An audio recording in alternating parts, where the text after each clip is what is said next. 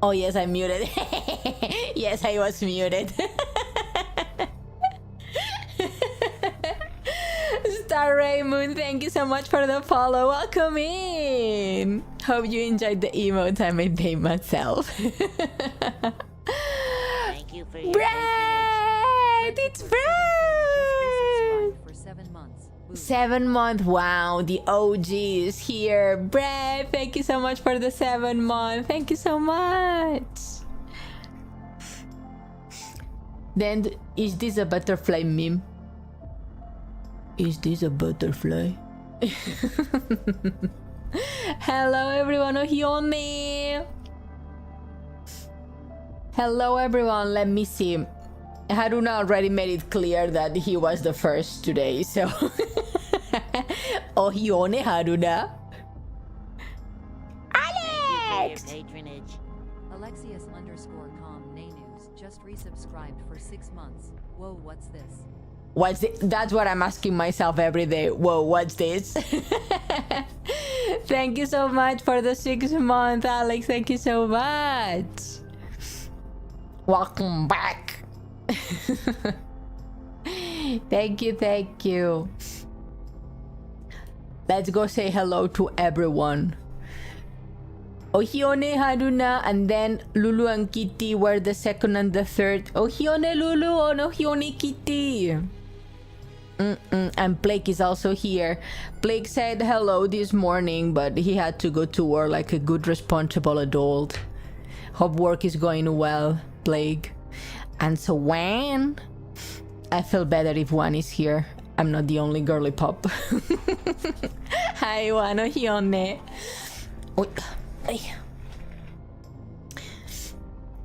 Who else is here? Let's see who else is here that I can say hello. Brad, of course. Brad, yes. Yes. I already say hello to Brain, the OG, the day one. Aston, fuck you. Welcome in. Welcome back, Ione. Ione. Muted. I cannot believe that. Try. It's raining. I don't have a raincoat. Gotta log into the stream so time pass faster. I will try to make it fast. I will try to make time pass by fast. I'll do my best. Also muted. Why? I'm always muted when I start streaming. I will never know. You can get Lapi Fumo and put it in your hand. Should I get Lapi Fumo and put it in my hand? I mean, I can do that. I have done that multiple times.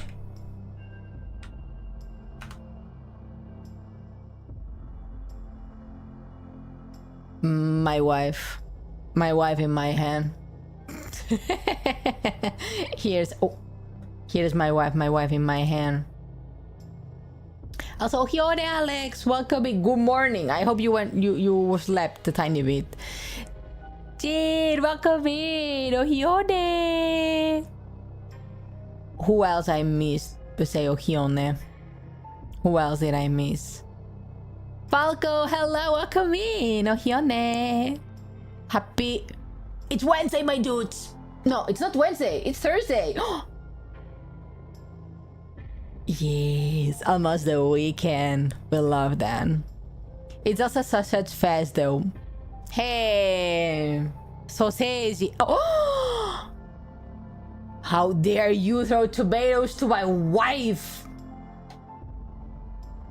Not tomatoes to my first wife.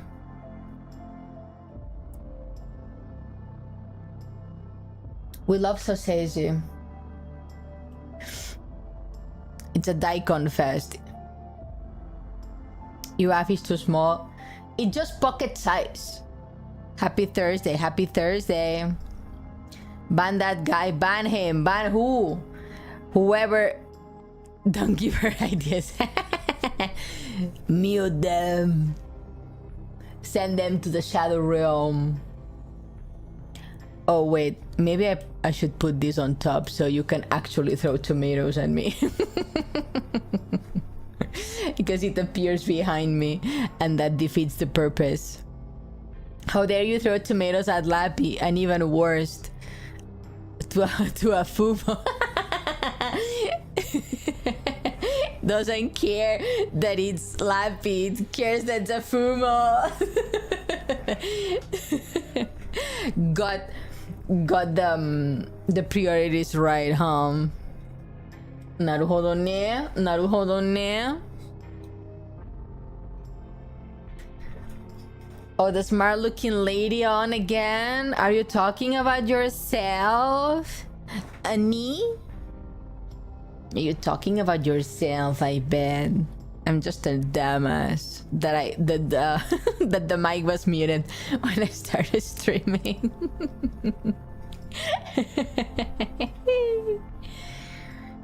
Also, just want a heads up that Saturday, ooh, a Jammy Dodger. Thank you so much for the follow. Welcome in. Enjoy the emotes. I made them myself. Hello, how do? Hello. I love Jammy Dodgers. What is a Jammy Dodger?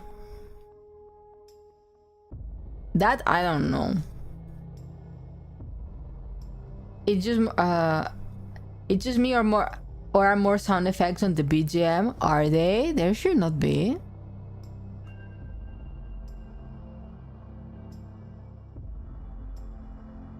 Crunchy?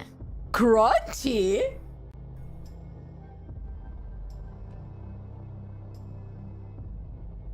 Are they gone? It sounds normal. There should be not.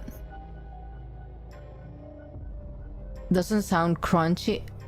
I didn't change any settings.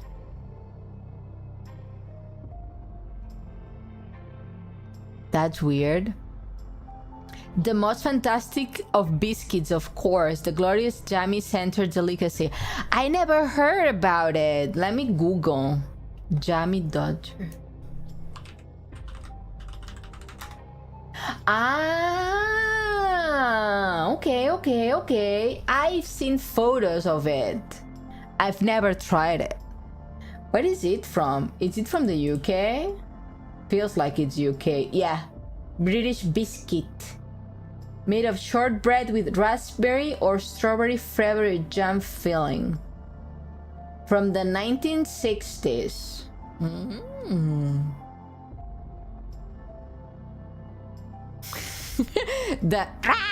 It's very American. I think that's an American sound one. This guy's my favorite. Yeah, one is the best. She has the best taste. That's why she's the only girl in the chat.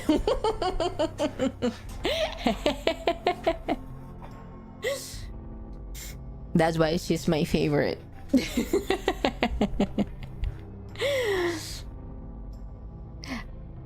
I have heard that the UK needs a license to watch live TV. That I don't know. That I cannot deny or... Yeah, because the BBC is free for everyone. We have something similar in Japan. We have the NHK. I'm sure you guys have heard about NHK.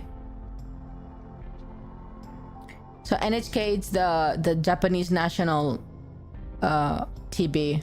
It's pretty boring. I got a bad experience with the NHK. They made me cry. I'm too full of sweet stuff, but I don't get filled. Same. I feel you with that, Jammy.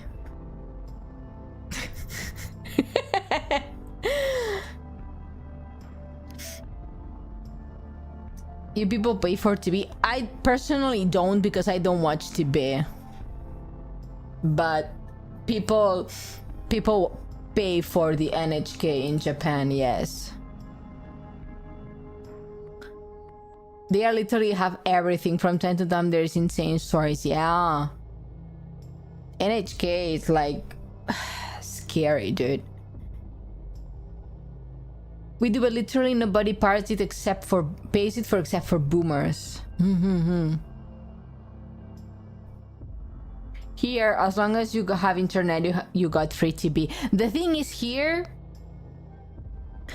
I don't know if I said it on stream once, but at my old apartment, it did not have, it was one of the reasons why I moved apartments actually. It was like an older apartment. I think it was 40 to 50-year-old apartment when I moved in. So when I moved out, it was closer to 50 to 60 years old apartment. So the entrance to the building did not have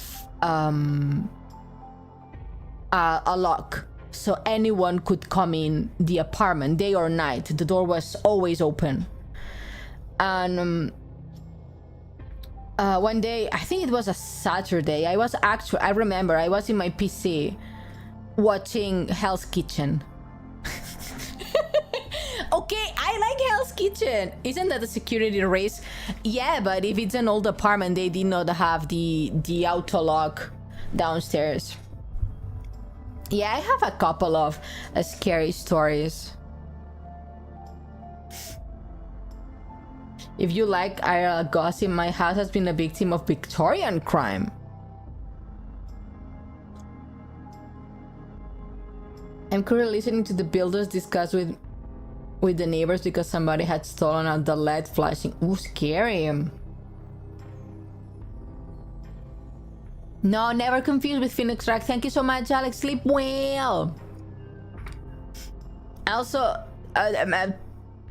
when you wake up, tell me about how the job interview went. Please, let me know. Hope it went well. So, I remember it was a Saturday. I was in my apartment. Because what else do I do? Wait, what? Didn't you have a job interview? You said something about the job interview on Discord. Didn't you? I'm going insane. I'm imagining things. Do I? Oh my god, I'm getting older by the day. Dementia is insane. Yes.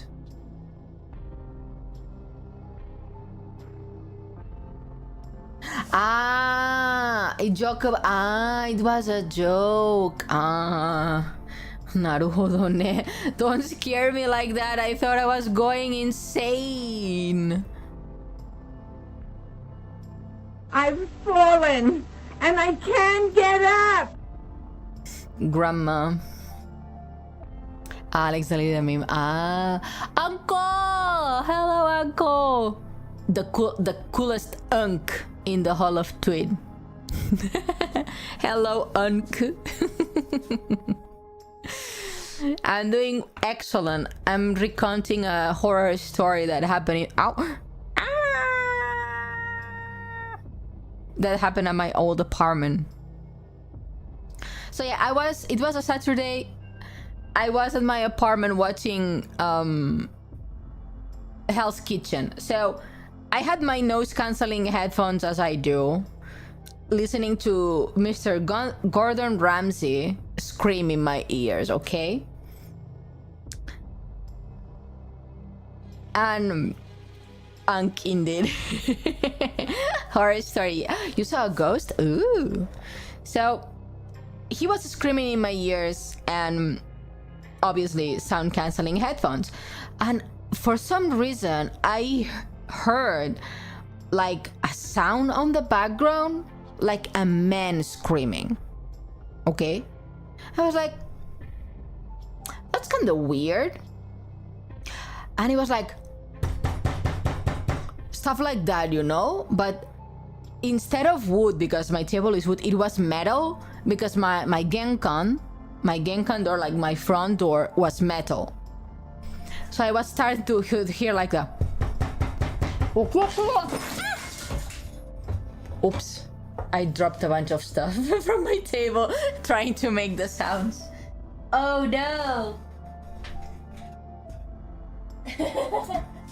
So yeah, it was just someone screaming and saying, "Okyak-sama! Okyak-sama!" Like screaming, you know? And I was like, what the hell's going on? So I take my headphones out and it's like, ba ba ba ba ba ba ba, Okyak-sama! Like, I know you are at home, open the door. I was like, what the fuck? And back then my apartment was smaller than my apartment is now.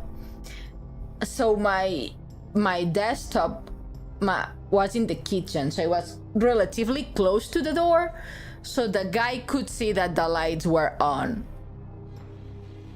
So I stand up, take off my headphones, and I continue hear him screaming, but louder. So I open the door with the chain still on. And I'm like, what the fuck? And then he starts, oh, I'm from the NHK.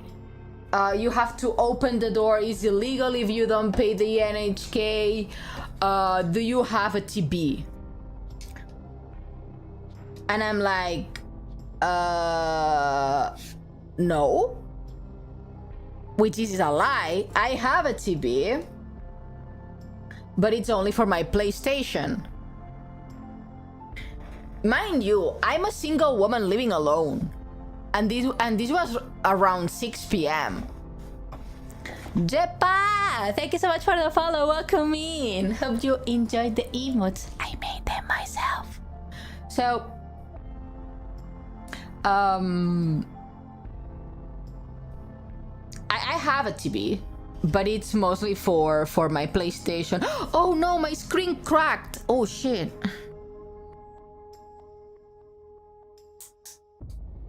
Oh, thanks God it was the protection, not the actual iPhone screen.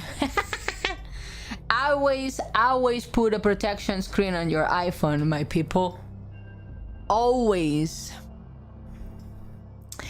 Cursed Thursday indeed. So like, do you have a TV? And I'm like, I mean, obviously it was on my bedroom, like a few steps away, but the door was locked, so he could not see my TV on my PlayStation. So I went, no, I don't have a TV. And he's like, well, do you have a phone? I'm like, well, I have an iPhone, because in Japan, if you have an Android, I believe, you can watch TV in there, like actually the NHK and stuff like that. But if you have an iPhone, you cannot watch it for some reason. I don't know the rules.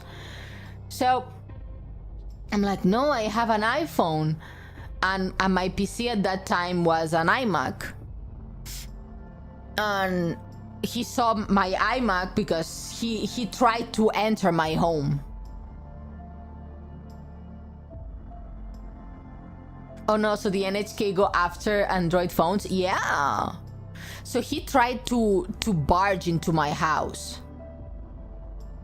He was like, can I come in? And I'm like, no. I mean, it was kind of a scary dude, you know? I'm like, no, you cannot come in. I mean, who the fuck?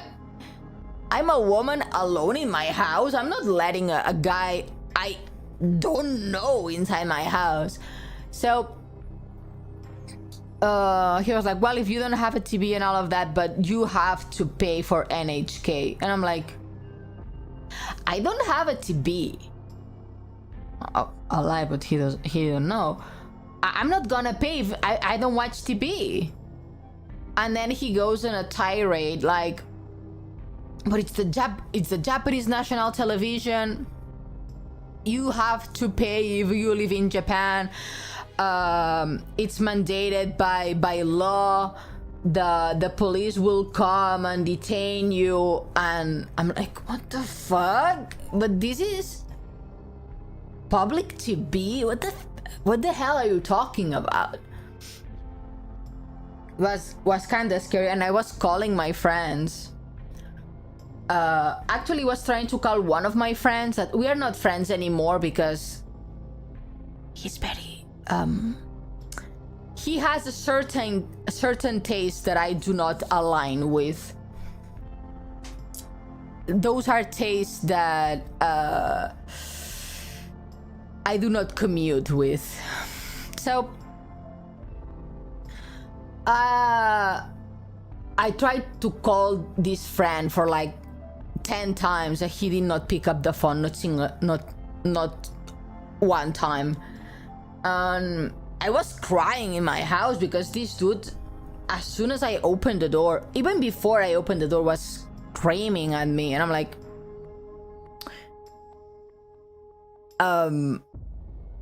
do not scream at me, I'm gonna cry. The sad part is that I'm not sure if it was a scammer or the actual NHK freaks. Actually, I don't know if they can do it anymore, the NHK, but when this happened to me, they had these third-party people that were the ones that went from door to door trying to get people to sign up for paying the NHK. So they were pretty aggressive because obviously they got money based on commission, I guess. So depending on how many people register, I suppose they got more money with that. Hi, Master. Here's a daily dad joke. What did the grape say when it got crushed? It let out a little whine. Wine. So they are even outsourcing the whole hassle? Yeah. So some of the outsourcing was pretty sketchy, apparently. I don't know if they do that anymore, but back then they did, and it was hella sketchy, hella scary. And I have heard a lot of people that something similar happened. NHK, yes, Japanese National Broadcasting Television, yes.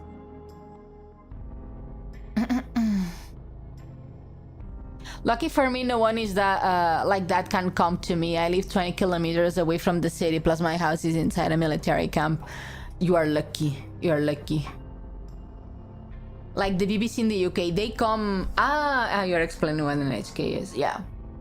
It was kind of scary.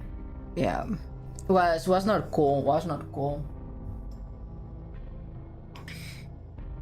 Not fun at all. But oh well, what I can say.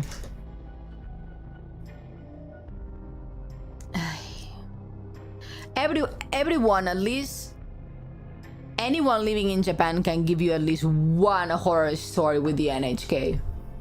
Hopefully he left quickly. I think he was there at least 30 to 45 minutes trying to convince me to sign up for the NHK, and I'm like, no, I'm not gonna.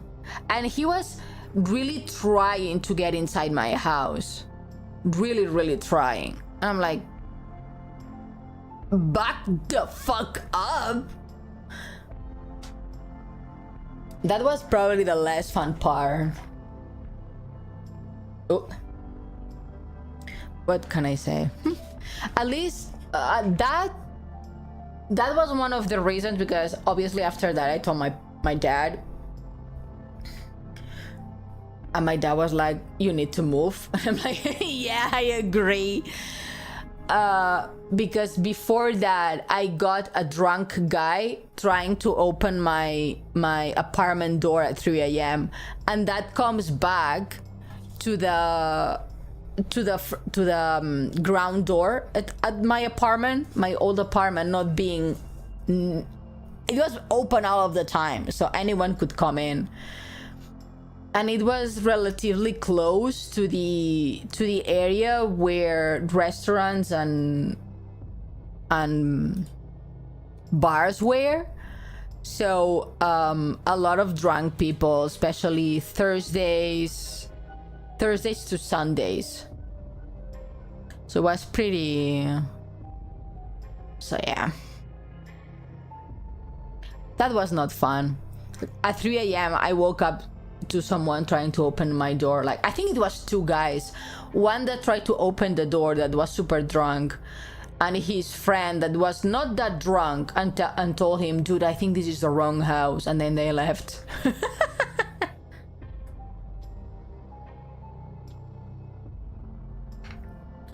That's why you should have a pepper spray or teaser. You cannot have those in Japan. Well, yeah, they are weapons. Yes, they are. So yeah, no, you cannot have that here, at least. I think I heard people having like army Swiss knives with themselves. I think a couple of Americans got into trouble for that they were like traveling and stuff, and they got stopped by police because it never happened to me yet in all of the years I've lived here, but you can be subjected to randomly being stopped by police and being searched. So yeah, you're not allowed Swiss Army knives. No. In your house, yeah. Outside of your house, no. I think he got detained, the guy who was telling that story. Then how do you deal with those type of people then? The NHK, you don't open the door, or you try to shoo them away as fast as you can. And whatever else, suck it up, buttercup, I guess. Yeah, you're not allowed any type of weapons in your backpack or nothing when you are outside. Because, well, you know, weapons. But yeah. Not fun. So it was the NHK guy, the drunk guys that tried to open my front door at 3 a.m. one time, and then I also got a stalker.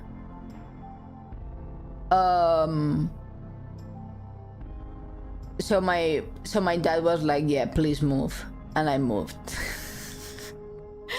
At least now my apartment has like at least 2 doors you need to pass through before you can get to my house. You get to my house. It's a bit more expensive than my last apartment, but at least security. Can you like punch them or something like that? I guess you can, but you need to be careful. I'm gonna guess that if you're gonna punch somebody, you need to wait until they attack you first. You cannot punch. You cannot be the first one to punch.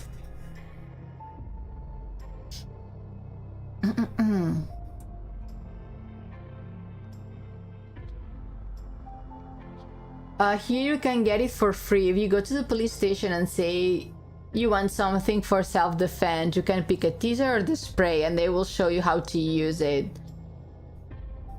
How to use that and in what situation. I mean, at least you got that. The police is helpful, but no, in Japan you have to actually go to the police, and more often than not they don't do much. Do you mind if I tell my ghost story? Yes, tell us our ghost story. I like ghost stories.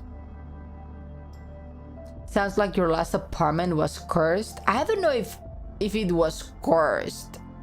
I think I mean, only 3 incidents in 6 years. I'm gonna say one every 2 years. I think it's not too bad, huh? My ghost story was way simpler. It was around sunset on a Saturday evening. I had just come out of the sauna to cool down in the outdoor terrace in front of the sauna. Look at Unc trying to flex that he went to a spa weekend. I looked into the forest to the side of the path to the sauna and saw kind of a movement, and I was focused on it. Looked like one of these invisible dudes like in the Predator movies.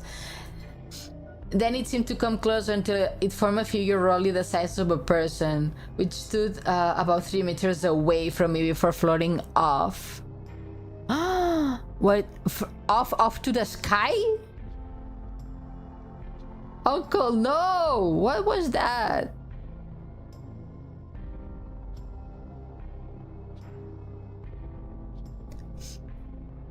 Floated to the left to me, towards the lake.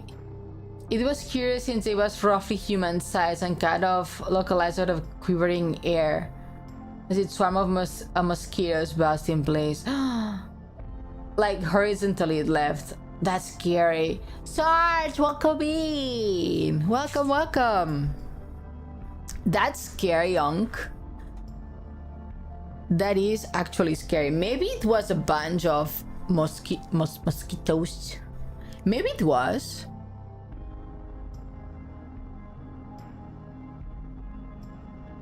Of course, the worrying thing is that it was, of course, a mirage. Head haze escaping from the window steams of the sauna. Maybe. Could it be mosquitoes? Could it be haze of the sauna? Could it be a lot of things? Probably nothing bad. Let's hope nothing. It was nothing bad.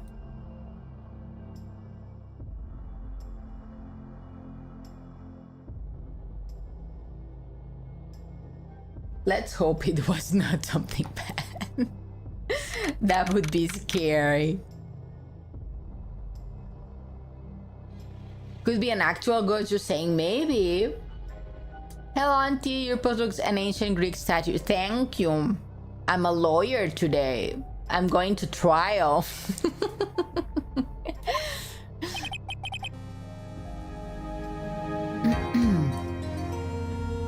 Let's jump right into it. I need to save this twink from jail, or else Maya is gonna perish.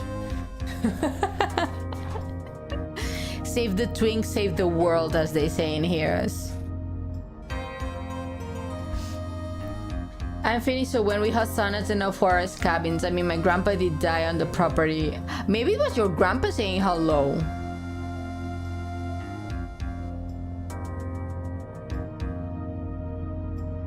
Phoenix Wright, yes. Adrian did? That's what it looks like. Dude, no way. That woman couldn't do anything like that. In court today, there will be a mountain of evidence that will implicate you. A mountain of evidence? I'm certain there is someone out there trying very hard to pin this whole thing on you. Did anyone watch the anime? I watched the movie. Please, Mr. Lawyer. Dude, like I said yesterday, I'm refreshing like a spring breeze, alright? I can't let any sort of a scandal ruin that. I understand. Well, it's almost time. Ooh. Mia, we must get the complete acquittal today. I know, but I can't focus on my situation right now. Or Pearl's either. No matter what, I have to focus on winning this case by the end of the day. Indeed. Well, let's get going.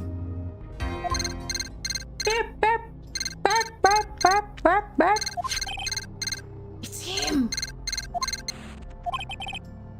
Oh wait, no, I need my voice changer, or else I cannot do these. What is my mic? I need to change my mic settings so I can do the voice. Bear with me for a second. I completely forgot that we had an evil person.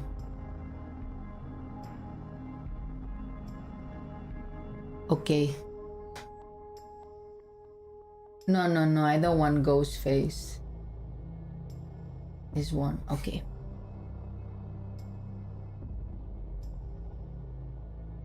Okay, there we go. Perfect. Perfect, everyone. We are here. This is Wright. Good morning. is it, Mr. Attorney? The day of the trial. Maya, she's unharmed, right? Well, when I checked on her earlier this morning, she seemed a bit, how shall we say, tired.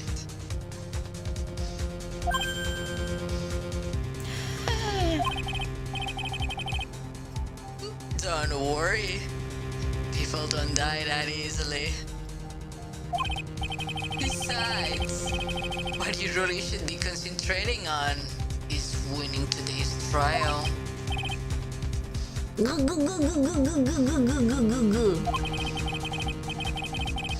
For my sake, as well as yours, you must win today's trial. Which is why I sent you a little present this morning. Present? What in the world would you want to give me? You'll figure it out once the trial starts. Even if you don't like my gift. I expect you to graciously accept it and win today's contest, if you please. Wait! Beep!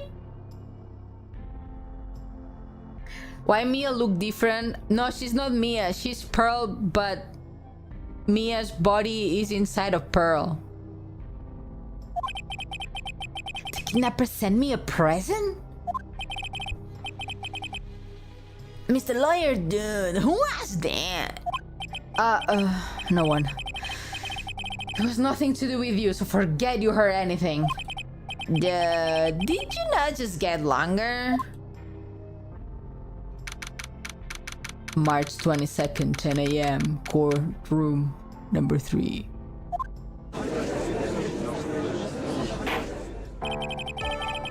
Court is now in session for the trial of Martin Gord. Are the prosecution and defense ready? The defense is ready, Your Honor. Oh. I say, Mr. Wright, what happened to Miss Von Karma? I don't know, Your Honor.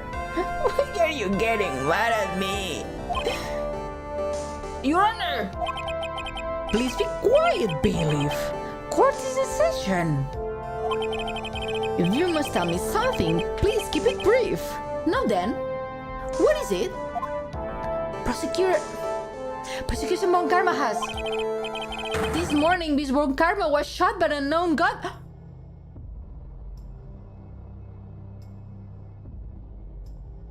Did the kidnapper shot Von Karma?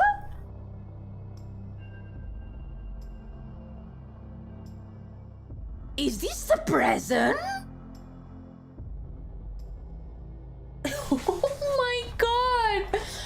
Did he shot Francisca? She's 18! What the hell, dude? Why are you shooting a teenager? What the hell's wrong with you? What? Shot? Somehow, I think this is the present that man was talking about. My soldiers and me are sleeping in the forest tonight. Can you tell your Eldritch friends not to snatch me out of my tent and eat me, Auntie Ione, please? Yeah, we don't like soldiers. Don't worry about that. You guys are too lean. We prefer fatty meat. You are okay. But I'm not saying nothing about Wendigos and Chupacabras. I'm not part of those, so I cannot do anything about those.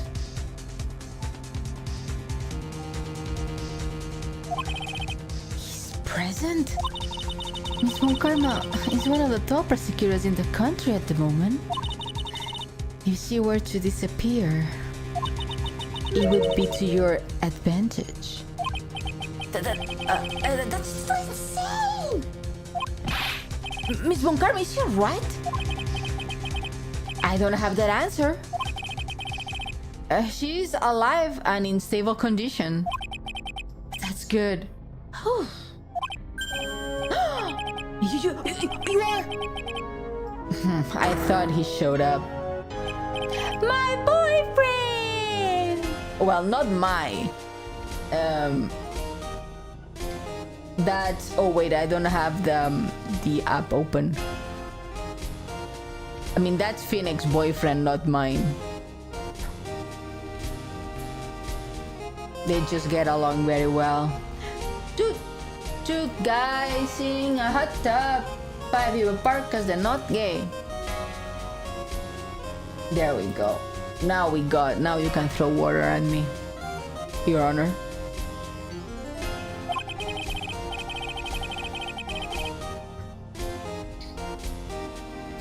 To the circumstances, Miss Francisca Von Karma cannot appear in court today. I, Miles Edgeworth, will be taking her place. The prosecutor is ready, naturally.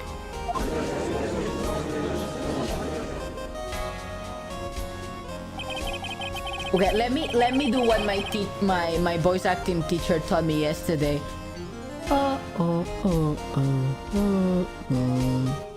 Miss Von Karma was shot in her right shoulder. No, I cannot do it. If she's not here, I still cannot lower my voice.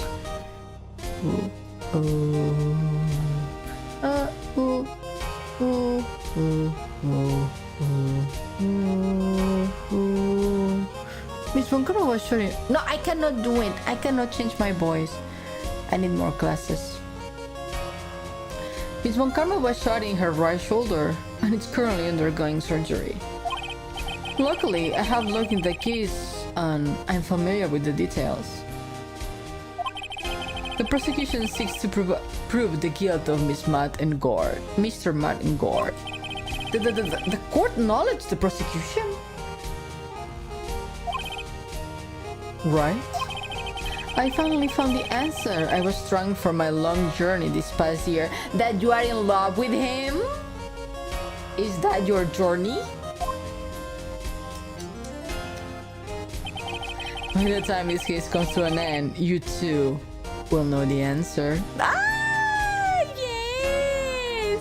And you're gonna kiss, and they are two guys, and they kiss. Do you do voice acting classes? Yes, I do. Twice a month.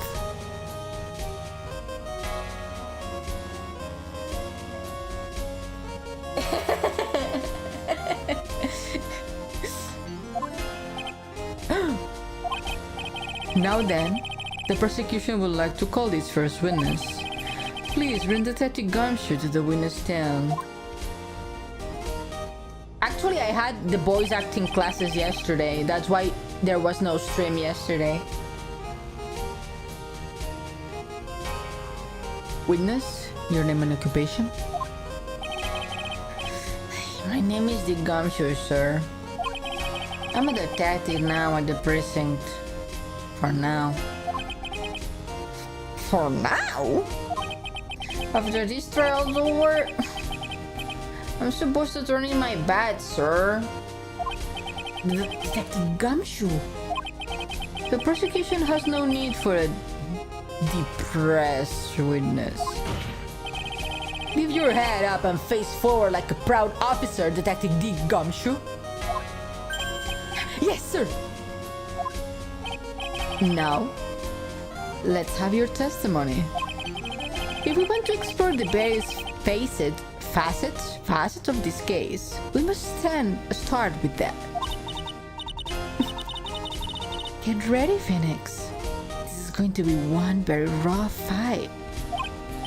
Yeah. You have to be with Edgeworth as my opponent. The answer was struggling for interesting. Show me this answer you finally found, Edgeworth. It's called love. The goat.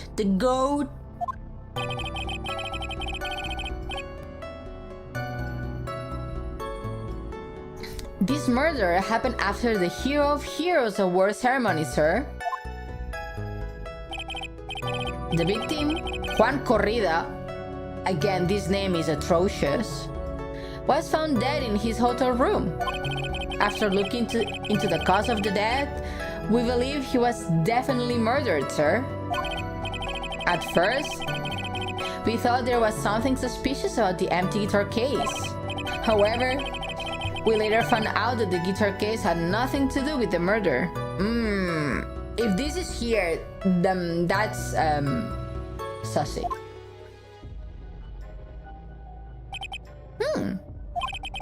After the award ceremony ended, the victim was alone in his room? Yes, sir. Are you sure about that? Are you sure about that? Both the victim and defendant went alone to their room, sir. I see, Mr. Wright. You might be in your cross-examination.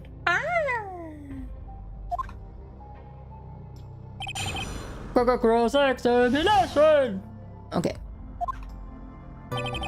This murder happened after the hero, remember, the victim, Juan Corrida, after looking to the cause of the death, we believe it was definitely murder, sir. Okay, tell me more about that. Cause of death? Wasn't it because Mr. Corrida was stabbed in the chest? Only a careless amateur would believe something so brainless as that, Paul. Jay, hello! Happy Thursday! It's almost the weekend. How you doing?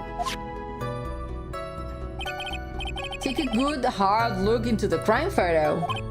Now a real pro attention should be drawn here. To this bandana. Banana? It's bandana, sir. It's the thing wrapped tightly around his neck, sir. What? Ah, yes, I see. His banana-scented bandana. What the fuck are you talking about? Then what about the knife? It seems to have been stuck in the victim's chest on purpose after his death. We have a crafty murderer in our hands here. I'm good. How about you? I'm doing great. Thank you for asking. Thank you. I'm having my hot tea. I don't know what I'm thinking. Hot tea when I'm dying of heat. And I just chill. I did some work today. I have to finish work after stream, but still we chilling, we good. At first we thought there was something suspicious about the empty guitar case. Brains. And why did you think that? Because it was empty, Paul. The jamming ninja doesn't go anywhere without his bright red guitar. We couldn't find it anywhere at the scene of the crime. Oh, then how about this theory? A fan really wanted the guitar and did the crime to get it. How's that? We thought of that too, but the only fingerprints on the guitar case were the victims. Only the victims, huh?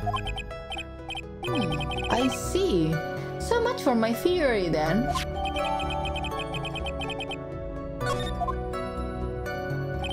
However, we later found the guitar had...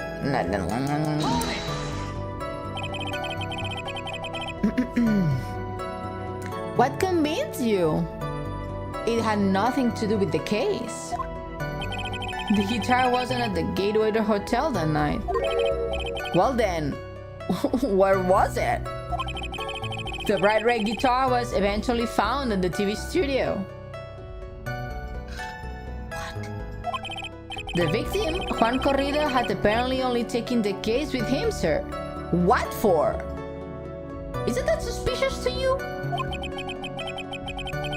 So you mean he forgot to put the guitar inside the case? Yes, sir. Even when he was on stage for the ceremony, he didn't have his guitar. No. That's not how it works when you play guitar. That's not how it works. I played electric guitar for a couple of years, and when you stop using the guitar, the first thing you do is clean it and put it inside the bag.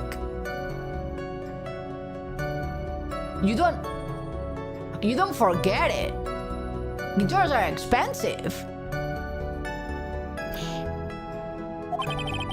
So the guitar case was empty even before he got to the hotel. Naruhodo. Yeah, that's right. So it really had nothing to do with the case after all. I believe that is enough. First, the victim was choked to death with his bandana. Then, after the victim was dead, the killer deliberately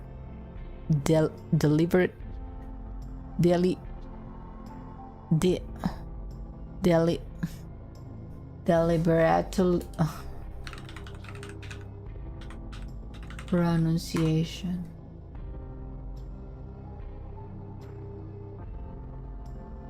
Deliberately.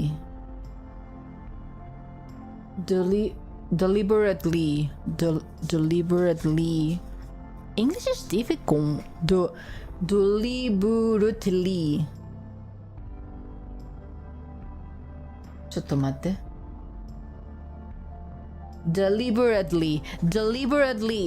We did it, everyone. Deliberately stab him with a knife. Okay, come on. Thank you for the headpiece. Which brings me to my next point. Why then did the police arrest Matt in guard? Because there was reason enough to suspect him. Here it comes. Looks like Edgeworth's back in full swing. Okay, I was about to say something, but I'm gonna shut up. Very well. Detective Gumshoe, please testify about this matter. Yes, sir.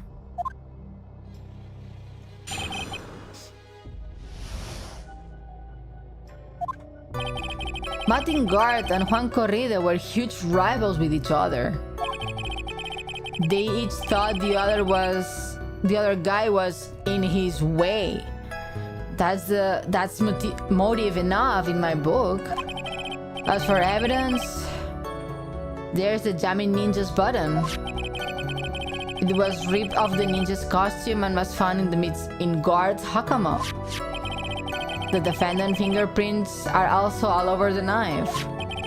The defendant bought the knife for the crime, which makes this premeditated murder. Better buy dinner. Enjoy dinner.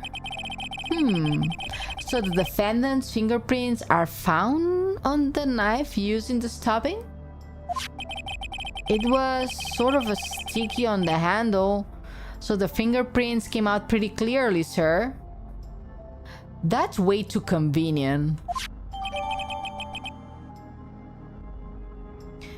Bears the victim's blood and in Guard's fingerprints in the grip. Gatewater is in Graves. Okay. And there's this button that was found in the defendant's clothes, was it? And this button is also covered in blood? Yeah. We know that this blood is on the victim's... The blood on it is the victim's blood, sir. What? What's different from the costume? It's covered in Corrida's blood. This single sentence, if you only see this single sentence, it's covered in Corrida. If you are Spanish, you are pulling your hair right now because...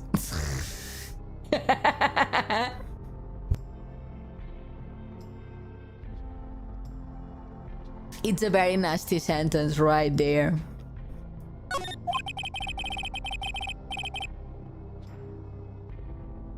All of these points All of these points very clear to the defendant, doesn't it? Yes, most certainly does, Your Honor. Ready to give it yet? Right? He's gonna give you something else.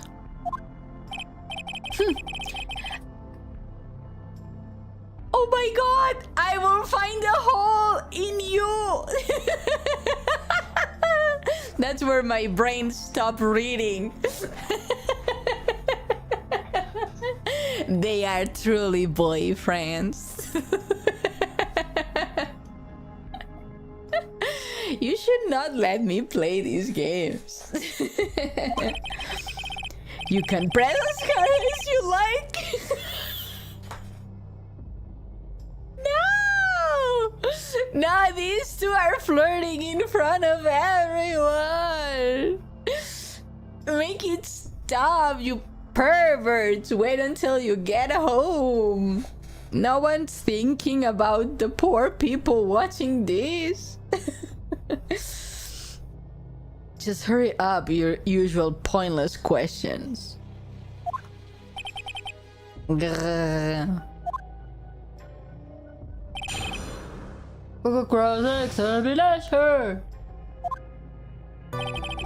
Martin Guard and Juan Corrida were huge rivals with each other.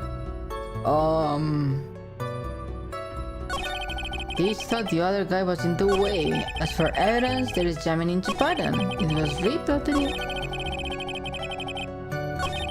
Defendant bought the knife.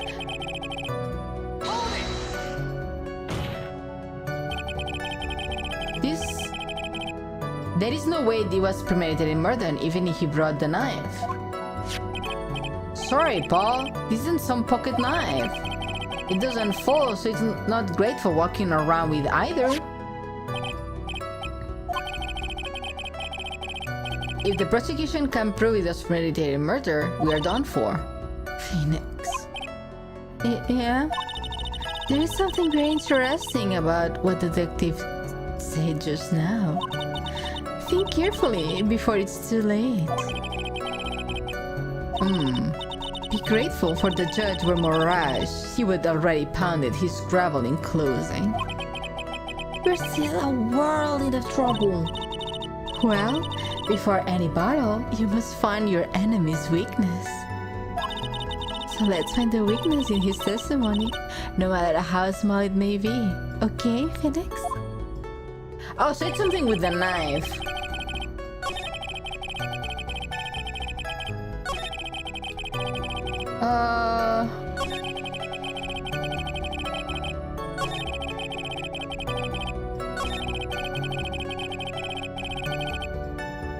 So it's something with the knife. I mean, it says gate water. It's not premeditated because it's from the hotel.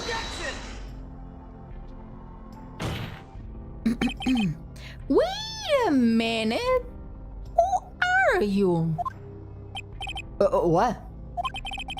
So the basis of your argument that was premeditated is simply that my clients bought a knife beforehand? That's right, Paul. The defendant did not buy this knife. Huh? Take a good look at the handle of this knife, and you will see what I'm talking about. Turtle! Hello, Turtle! How are you? Happy Thursday! Huh? It has gate water seal set into the handle. Gate water? I think I have heard that name somewhere before. That's the name of the hotel. The Gate Water Hotel. Oh. The murder knife was actually property of the hotel, which means this murder was not premeditated. Yes, that is very true. This is a very big... Oh, what is it, Mr. Edgeworth? I'm sorry, but the defense is simply too careless. What?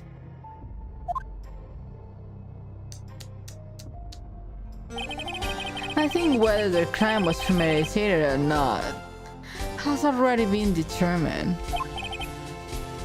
How so?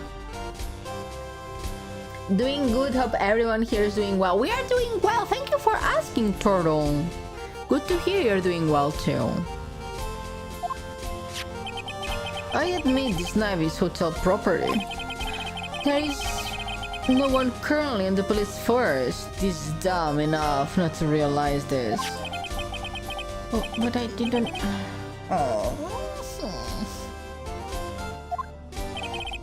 The question is... where does this knife come from? Well, that's obvious! It came from the victim, Mr. Corrido's room. Sorry, Your Honor, but that is incorrect.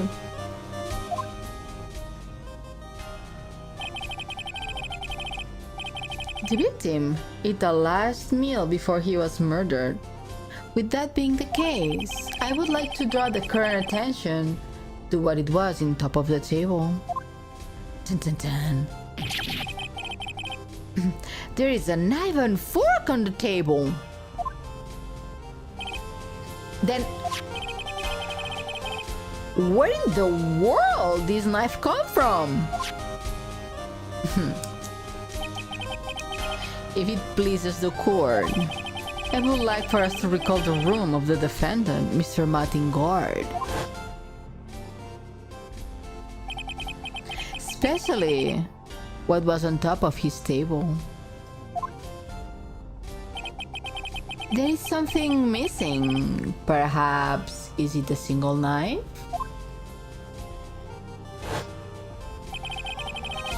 We investigated the leftover dishes for fingerprints, and while we were investigating, we came to the conclusion that Mattingard's knife was, how you say, missing.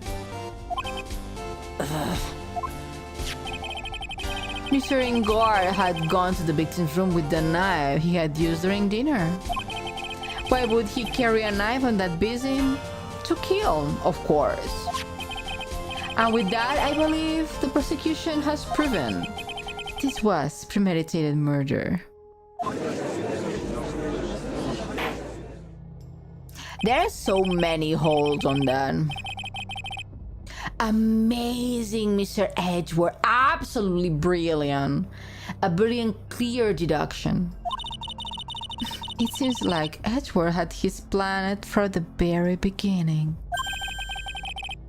This must be one of those straps, and I just walk headlong to it. A murder weapon with fingerprints and a button from the victim's costume? There is quite a sizable amount of evidence here. I can safely say that any further deliberation is a waste of your Honor's time. Although, I wouldn't mind if the defense were to present evidence not yet shown to the court. Evidence not yet shown? He means evidence that the court hasn't seen yet. In other words, new evidence. What does the defense have to say about this, Mr. Wright?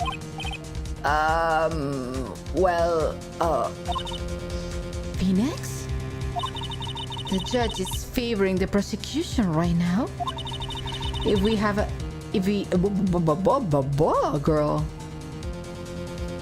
She has two things that distract me. If we answer with something wrong here, that gravel of his will be ringing out the sound of our defeat. Mr. Wright, do you have something important necessary to present to this court?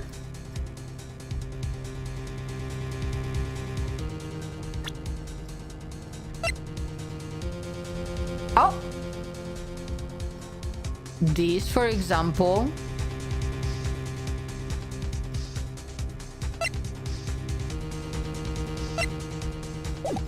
I do, I guess. I suppose I do. There's one. Edward.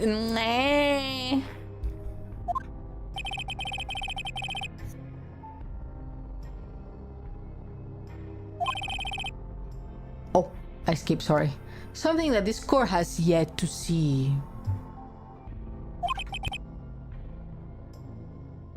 Mr. Wright? I will say this one more time. I do not feel this trial needs to continue at all. However, I'm giving you one chance, and only one.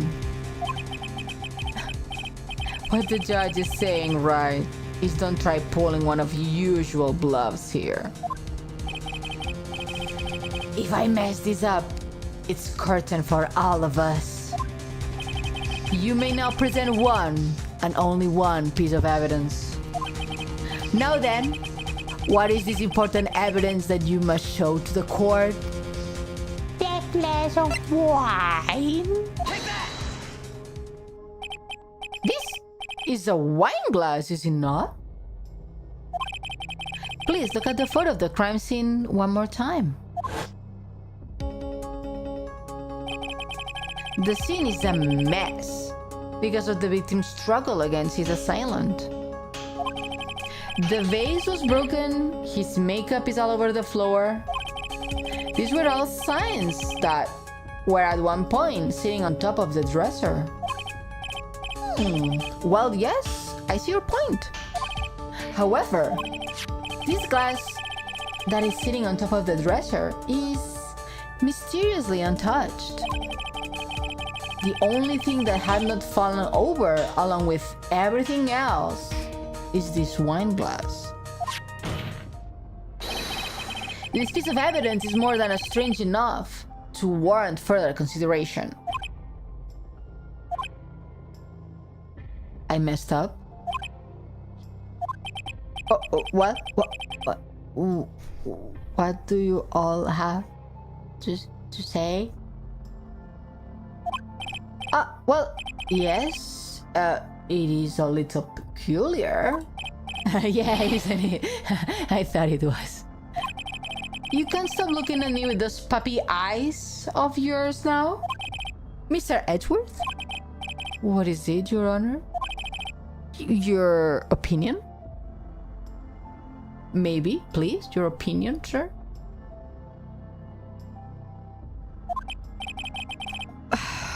You don't need my opinion. Because there is no special meaning to that glass. What? It's safe to say that the glass was set there after the crime took place. No. There is the case was wet. It cannot be placed after. By the person who discovered the body, Adrian Andrews, for example. She could have easily been so shocked that she set the glass down without thinking. Oh, shut up! That does sound very plausible, Mr. Wright. Could Miss Andrews really have set that glass down without thinking? No, just think it this way. If you see someone across the room, someone you have been trying to get information from for like a long time because you think that your mentor was killed by him, I would not bring the glass towards him and set it on the table. I will drop it on the ground and run towards the injured person. I think that would be the logic.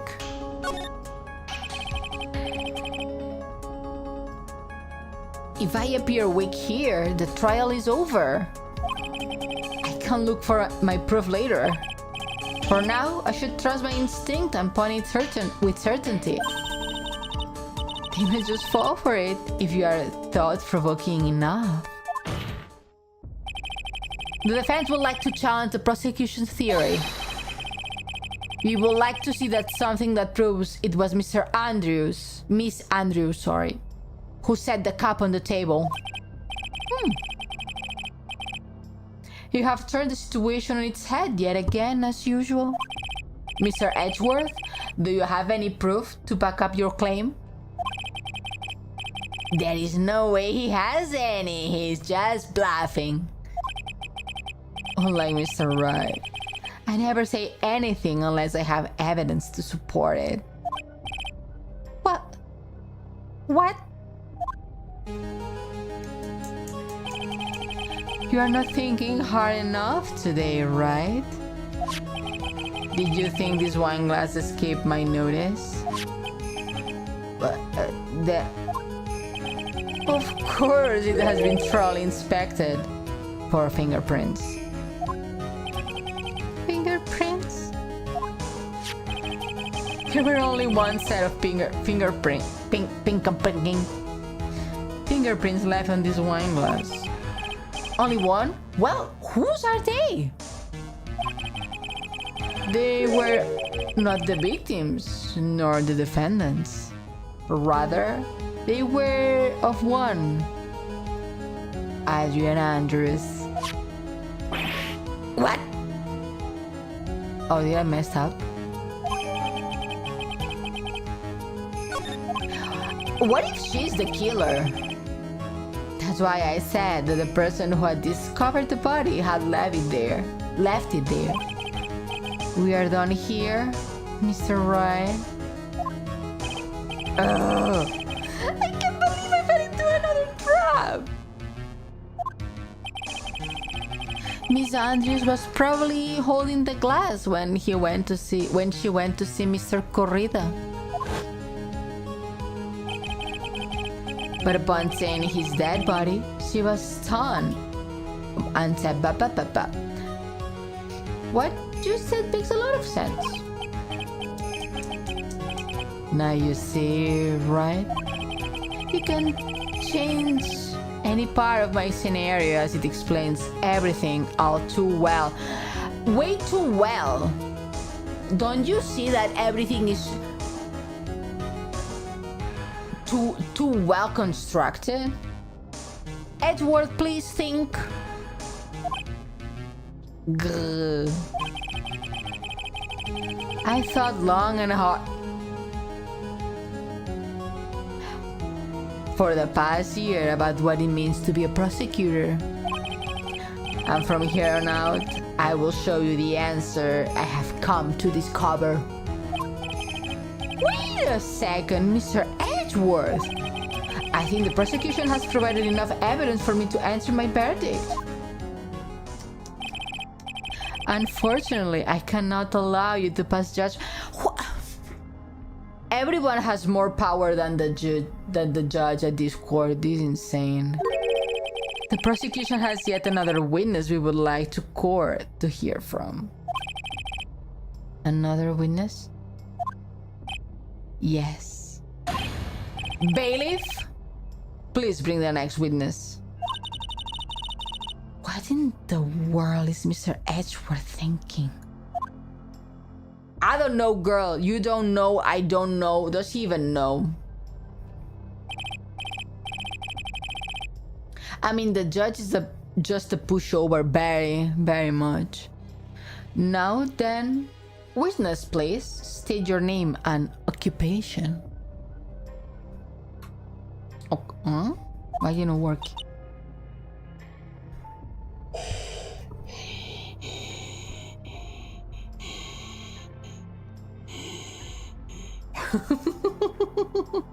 It's Dark Vader. Witness?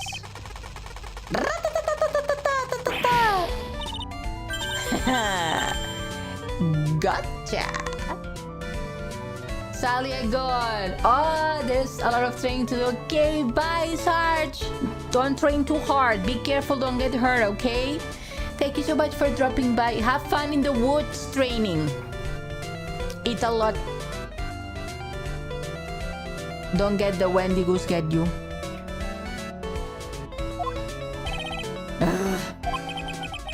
I wonder what happened to that calm computer he had earlier.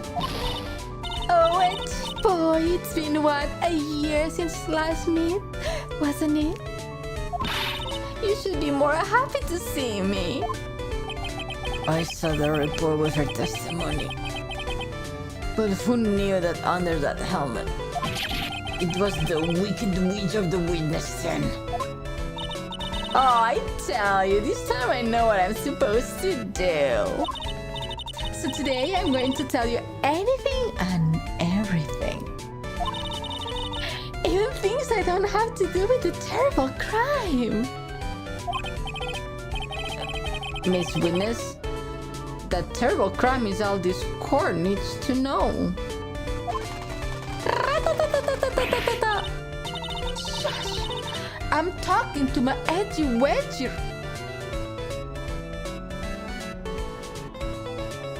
That's a very awful name. To my edgy wedgie right now. Darbar, welcome in. New phone, who this? This Ione, who is you? Don't interrupt that, Gramps. Oh, yes, ma'am. No, please, by all means, interrupt her, please.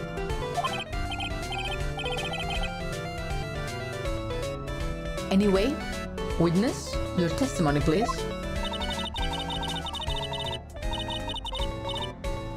It's true what they say that that the youth are hot-headed nowadays. Not that I mind at all, edgy. Oh, she's flirting. This is a true hag flirting with a young boy. Well, he's not a boy, he's 27, but... Now then, what should I start with? The witness was on security detail for the hotel on the night of the murder. Is that correct, Miss Obag? It was a great job being able to see my dear Juan. It was almost too much for my little heart to handle. You mean you are a fan of the victim?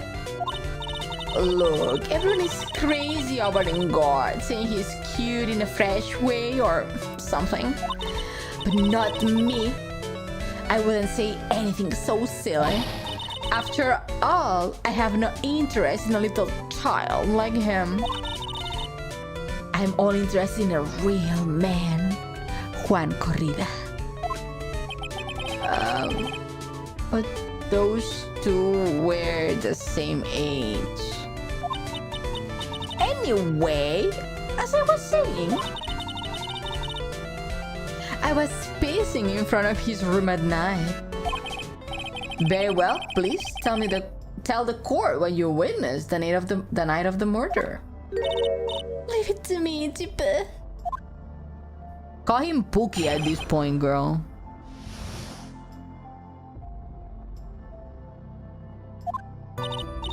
Anyway, after the ceremony, I went to pace around the hallway in front of his room. There was something I was interested in finding out, you know. Well, since I was on the job, I made sure to keep a good eye out the whole time. That's when someone showed up. It was a man coming out of poor Juan's room. Hey, what if they like each other? Don't be like that. It's 2025. It was in guard. Mad in guard. He was trying to sneak his way out of Juan's room. What if they were kissing? You don't know, girl.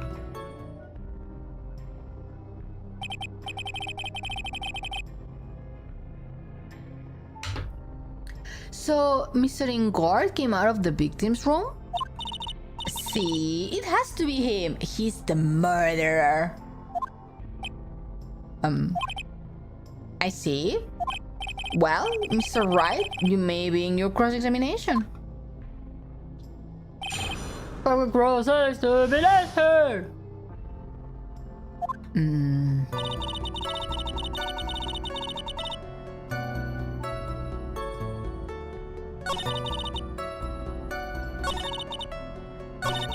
That was one. It was in guard. Okay. How do you know? You saw my client? Are you sure about that? Are you sure about that? Yesy! Really? Annoying brat! When I say I saw someone, I saw that person. Why do I get the sense of deja vu? Maybe to avoid the repeat of the last year, I should delve into this a bit further.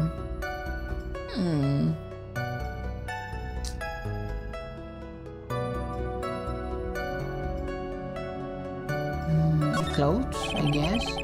Please tell the core about the man's clothes. Oh yeah, because this way we can know if he was wearing the hakama. What a troublesome man you are. Really, I mean, something like that matters. But it does. Now, what was it? Ah, yes, it was that thing. What thing?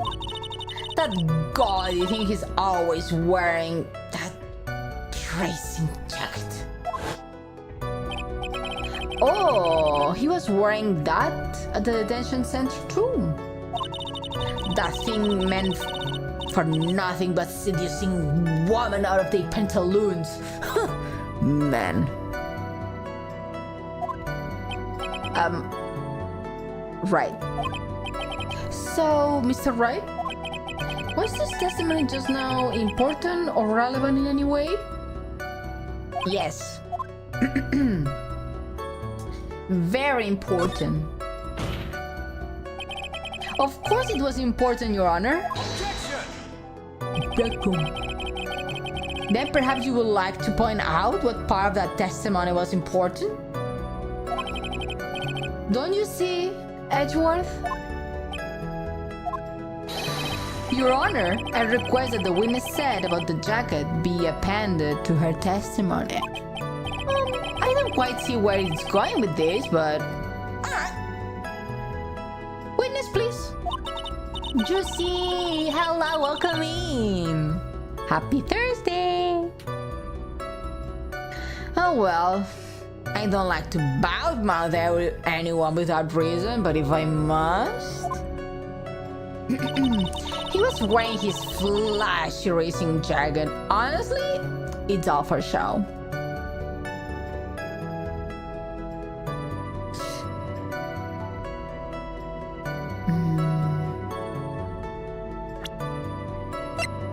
This, right? Right? Oh, thank you for headpads and hydration. Thank you.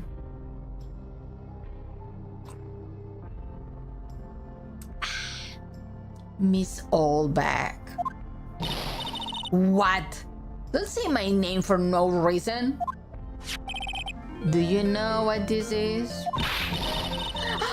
But number 2 of the Jumping Ninja's costume. No, I know she's an obsessed fan. She's identified in a single glance. Give it here. Give it to me. If you don't give it to me, I will punish you with this.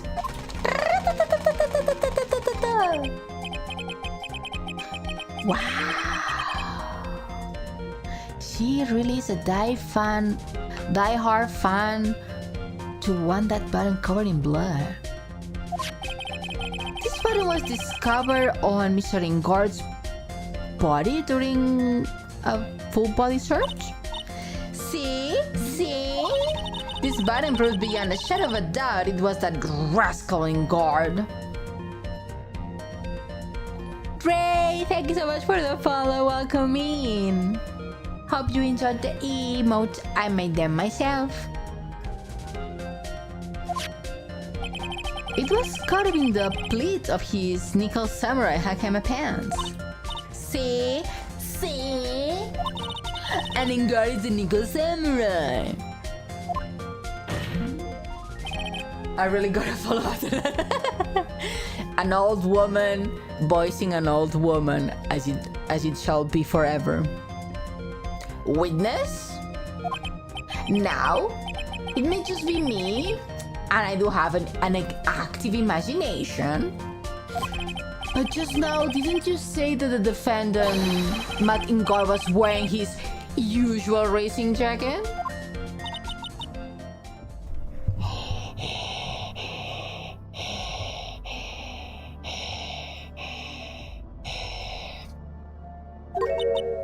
Ah, I'm so sorry.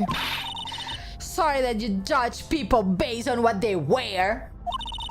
If I wore a trendiest dress, okay, you go, girl.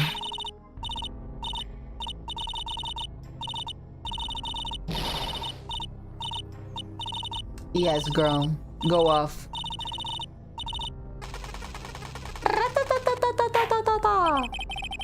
Now hold your tongue still there for a second. So what you said actually was not Mr. Ingard, the man? But Mr. Ingard, the Nickel Samurai, we are back again. Back again. This woman never learns. This woman never learns. But when you think about it,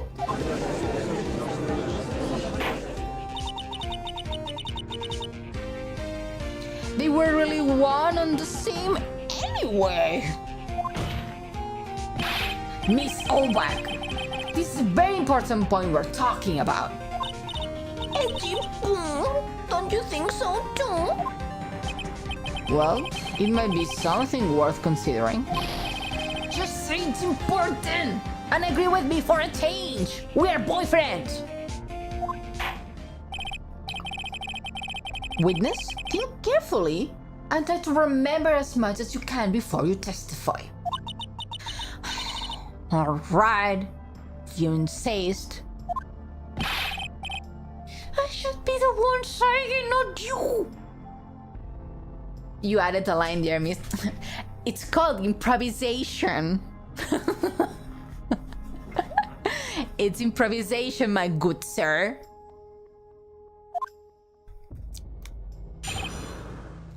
Why so?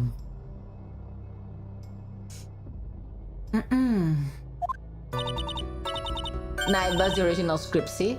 Ingard. Yes, I now remember. The Nickel Samurai, that's right. It was Nickel Samurai that I saw. Yes, it would have been convenient for him to wear his costume during the murder. How would it be convenient? It looks everything but convenient. He had to go to that post-ceremony stage show thing after the crime, you know? So he must have worn that Nickel Samurai costume when he was stabbing poor Juan. I knew it. I knew you'd say he was inside that costume. What? Did you think there would have been someone else inside the costume? Don't be a bad little boy thinking such rude things. Normally people want to be called a good boy, not a bad little boy. But whatever. But the possibility does exist. Let's it down once more. Hi, Nene, welcome in. But what if I've been a bad boy? You have been a very bad girl, Gaga. Are you an HTTP? Because without you, I'm just zero. Thank you. Welcome in. Welcome. Also, welcome for the first time to the channel. Hope you're having a good Thursday. Oh, you young'uns today. I'll tell you, there is no way it's anyone else. How do you know that? Because I say so. And what I say is the truth. At least she's just as delightful a witness as she was a year ago. Mr. Wright, you may cross-examine the witness.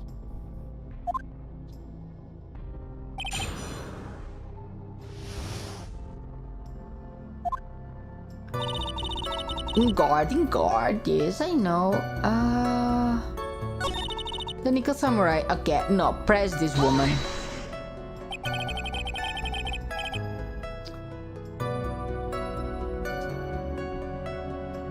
Be a little more careful with your testimony, please. Not too long ago, you said he was wearing his racing jacket, and now he's not? Not too long ago?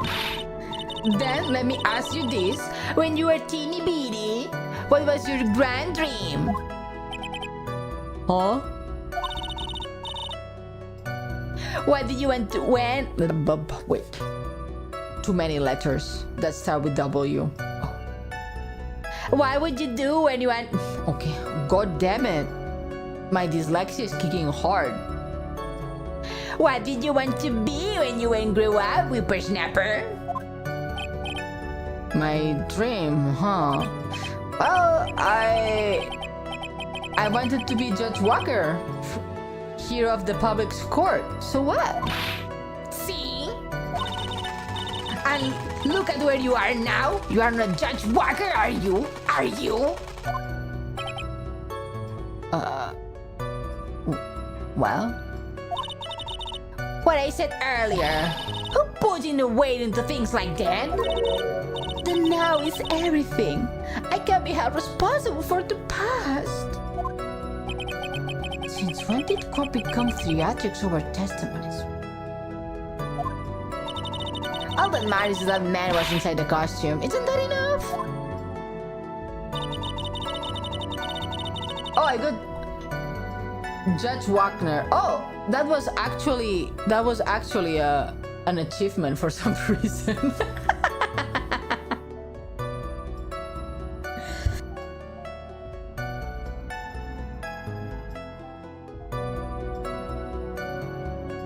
I don't know.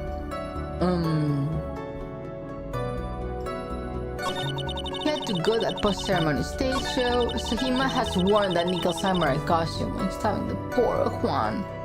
That cannot be. That cannot be.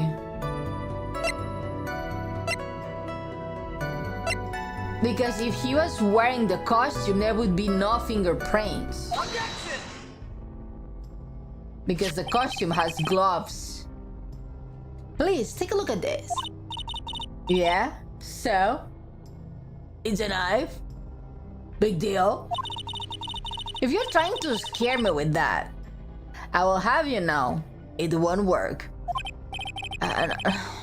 No, that's not my intention at all. That's the knife that was used in the murder, correct? Your Honor, do you know why this piece of evidence is important to this case? You don't even have to ask. It's because of the defender fingerprints are on it. Is that why you're driving at? That's exactly what I am driving at. What are we driving at? And whose car are we driving? If Mr. Ingar was really in the Nickel Samurai costume at the time of the murder, then it's impossible for his fingerprints to have been left on this knife.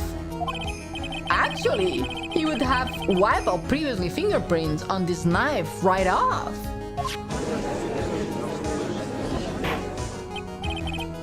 Oh, that's right. The Nickel Samurai wears gloves, doesn't he? Objection! Objection!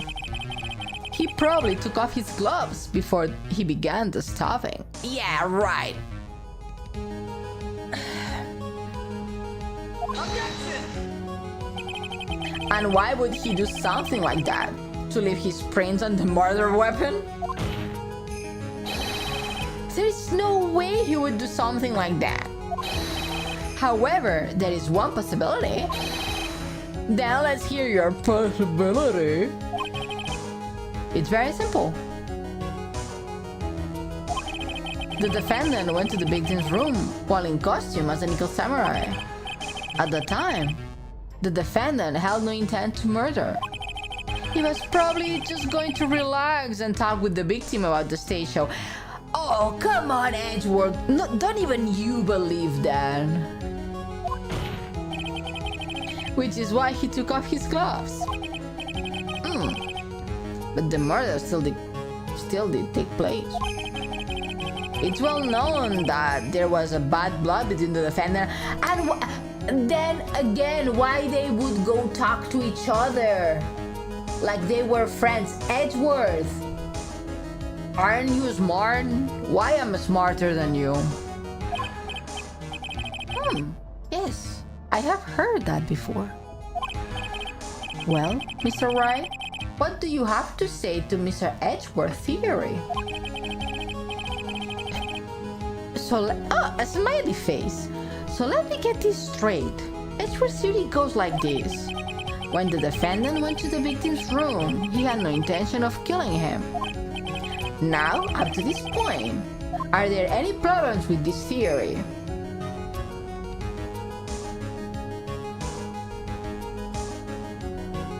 I mean, yes, right?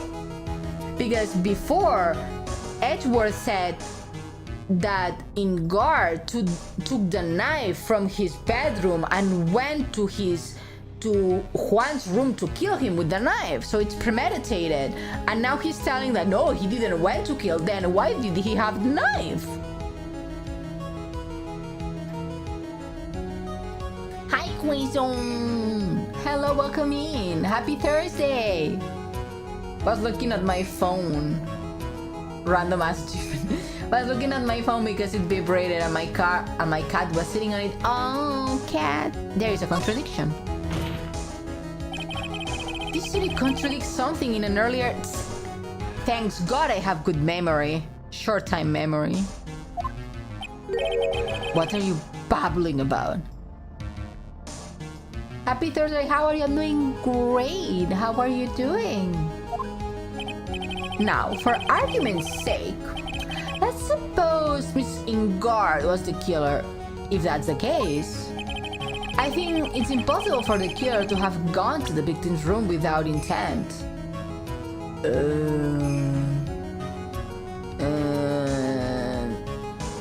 The knife, obviously, as I was saying before. This knife, this was used by Ingard at dinner. Yes, we established that.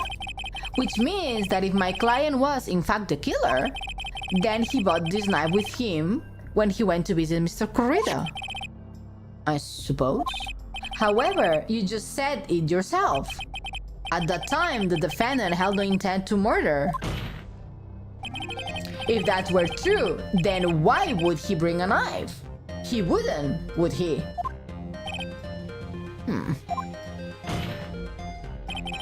Which means, Mr. Edgeworth, your theory was flawed from the supposition one. Was flawed from supposition? What does this mean?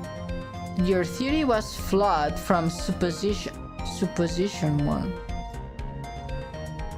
Which one? What?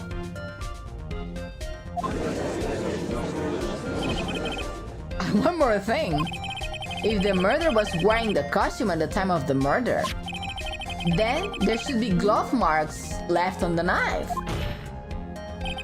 Which means the defendant's fingerprint shouldn't be all over it, like bees on a hive. That brings me to my final point. This knife was planted by the real killer to hide their identity and mislead us. Order! Order, I say! Was this knife really planted by the killer? Why would the murderer do such a thing? To frame Matt, obviously. It's to frame my client, Matt Ingard, of course.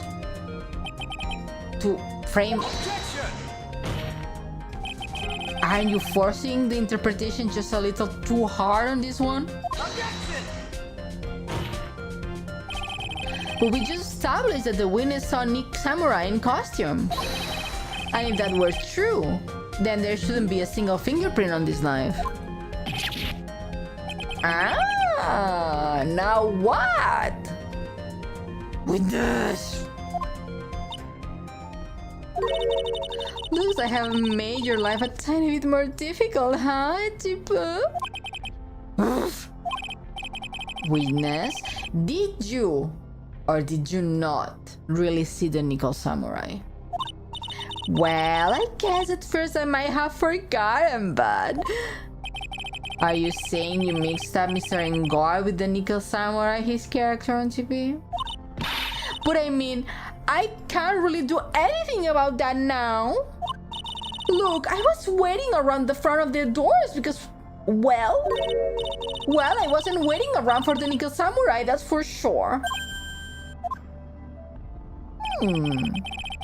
She wasn't waiting for the Nickel Samurai? Alright then, who were you waiting around for then? Obviously, Juan. That's top secret to anyone outside of security. I have the feeling that you were waiting for Mr. Juan Corrida. Am I correct, witness? The way you think you are a sad amateur with terrible case of nearsightedness. A mature? Me? What I am an amateur of? So Olbak was waiting around in front of the victim's room, but it doesn't sound like she was waiting to catch a glimpse of Mr. Corrida.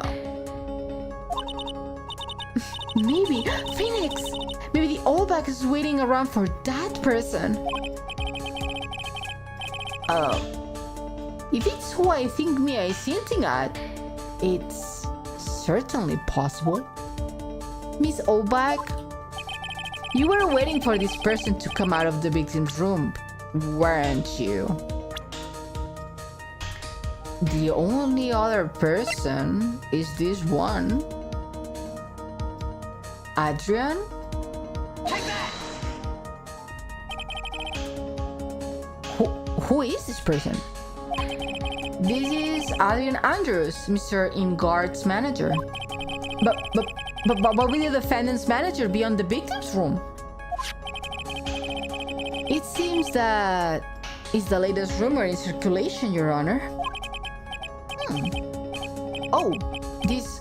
Well, oh, I see. The judge seems to be really into this article, if it can be called such a thing.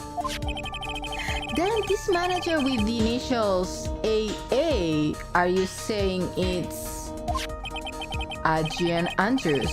Without a doubt, the witness thought so as well. Looks like you found me out.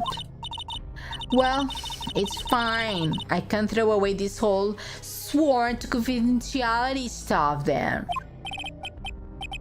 Witness? What in the world are you... Watch out, Phoenix. I've got a bad feeling about this. A very bad feeling. I got some information, some very secret information from a certain someone. A certain source. So that's why I was doing my own little investigation. In secret, of course. But what for? Oh, just for myself. Personal reasons and all that. Oh, well, Mr. Edgeworth, will you proceed from here? I really don't want to do this. However, I cannot simply let this point slide. I see. Very well then. Witness, please testify about this secret information. Get ready! This is going to take the wind out of you, young'uns.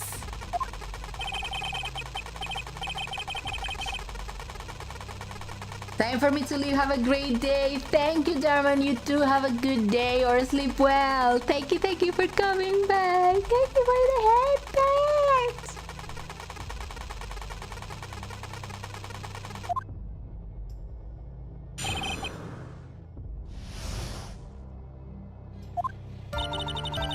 That Inger one is evil man.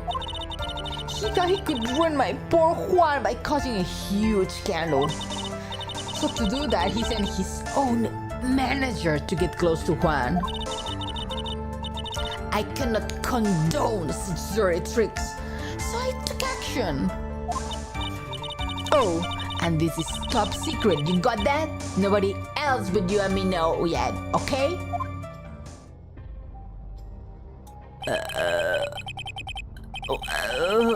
Proof?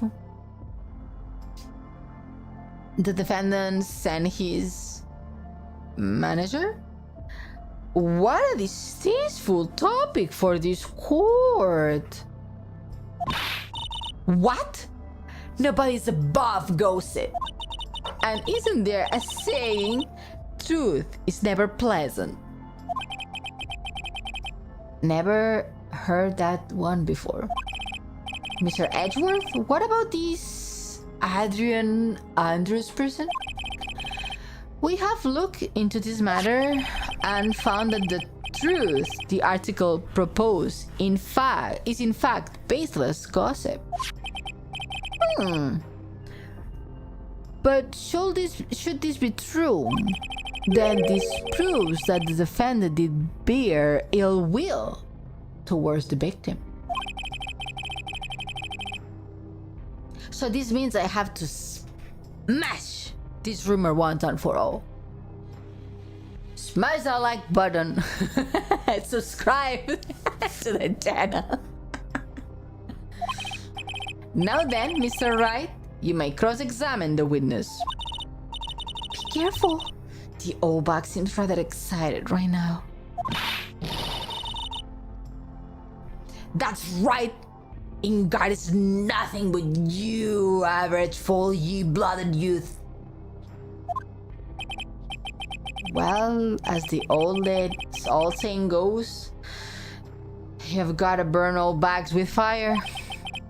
Time to fire up the burners and hit highway to the danger zone.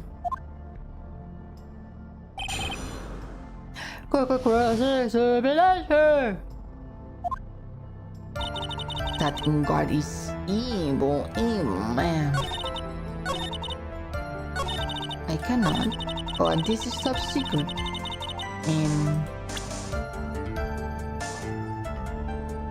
No, big, please. Wait. What? I'm a busy woman. Tea time with the kids is over. Secret information that no one else knows yet. If that's true, then how do you know this secret information? Huh? That's because I'm a pro. Yeah, that's it. It's a secret. Even if you drill a hole into my brain, you will never find out. How in the world did that old bad get such a secret piece of information? I know how.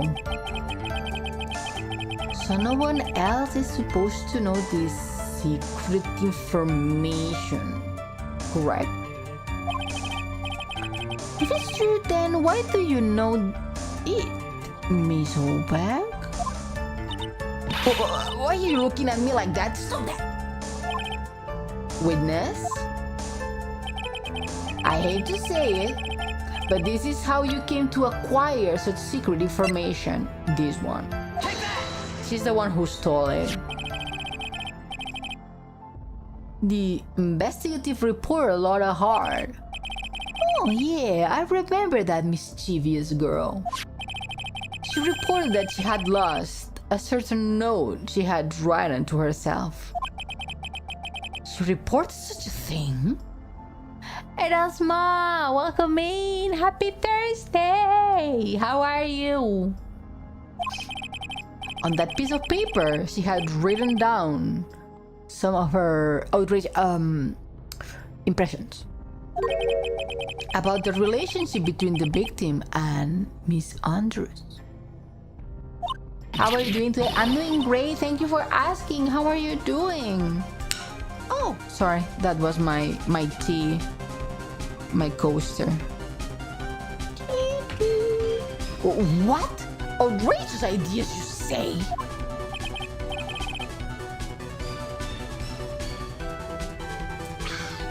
No. I said impressions.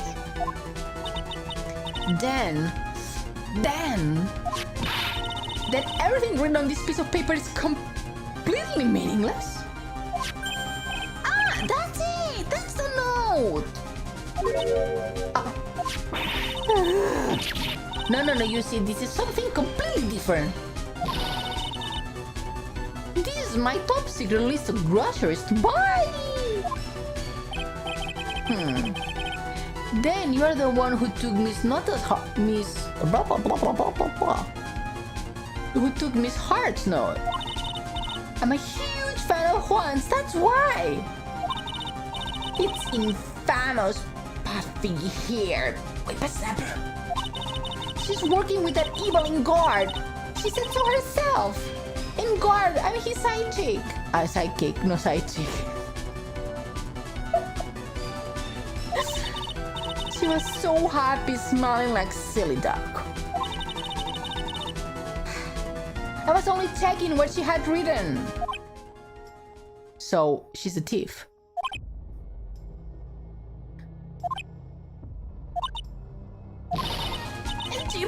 You believe me, don't you? I was only trying to help out like the angel I am. It's only one little piece of paper. I've never taken anything else before. Oh, sorry. Back. You really should come with a supply of cheese to match your vintage wine. Well, it was only a piece of paper. I suppose we can overlook this just this once. She looks like she's really sorry. Should I forgive her? No. If I let up on her now, she will get away. I have to find more to inflict a deafening blow to the prosecution. Yeah, don't let your boyfriend get escape.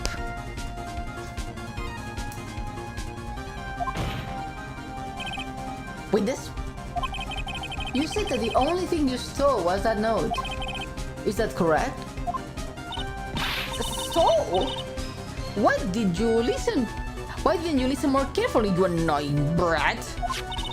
I saved this piece of paper from the terrible lonely trash can. That's all. You are lying, damn it, and I can prove it!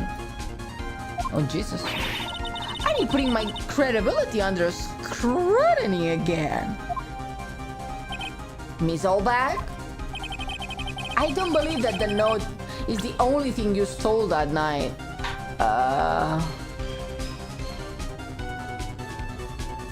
Yeah, the camera was stolen. See? The camera was stolen.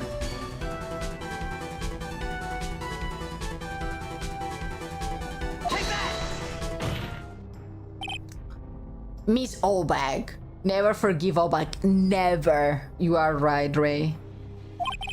That note was with the camera inside the case, wasn't it? A camera? Yesterday, Lotta Hart was raising a huge stink over her camera. She kept saying something like, my sweetie, $1,600 camera disappeared on me. This is 1600. How do you guys say it? You don't say 1,600. You say 16,000, 1,600. How does that work? 1,600. Okay. My sweetie, $1,600 camera disappeared on me. Why witness? What is it, Gramps? That's a felony, is it not? It's more than the minimum. If you have the note, then it's only logical that you have the camera too. Ugh. Looks like you found me out again, Sonny. Is this the camera you are looking for? That's... What? Even though I look like this, I'm still a person, you know? I still eat meals like you. I fall in love and I borrow things from people. I think your definition of borrow is a little odd. I saw that woman business card, and that's when I noticed I said, Slimeback celebrity photographer extraordinaire. Well, when I saw that, I had to know what sort of picture she had taken. I'm a professional security guard. It's my business to know these things. True. 1,600 is still the actual way to say it, though. Okay. But it feels like it's not 100% correct, you know, like in speaking. Bailiff? Check the camera photos, hurry! We must examine them at once.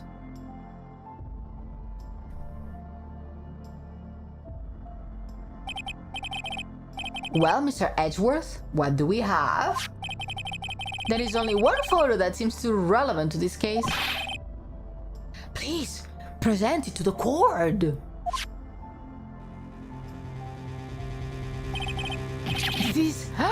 This is the Nickel Samurai. See, I told you. That's the guy I saw.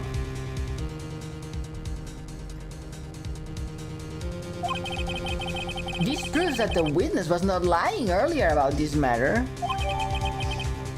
Thank you for the photo, Lordtown.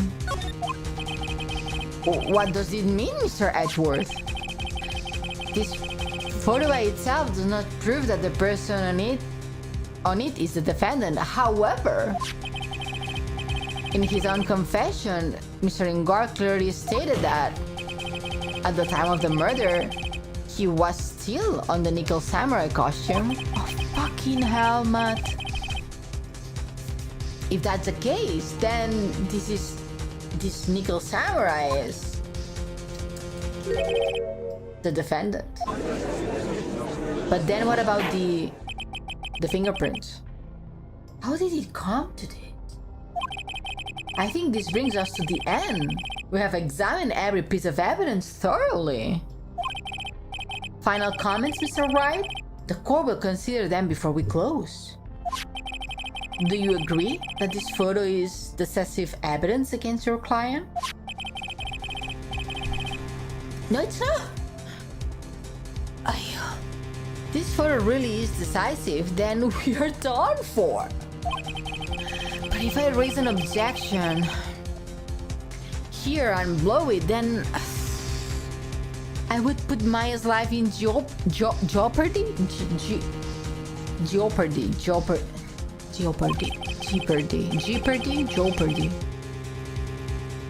In that case, I can't make a mistake here. There is only one road out of this mess. Jeopardy? Sounds weird, jeopardy.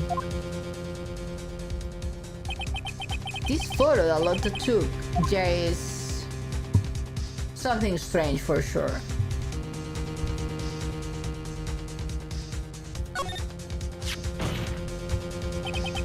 There is something strange with this photo. I knew this was coming, right?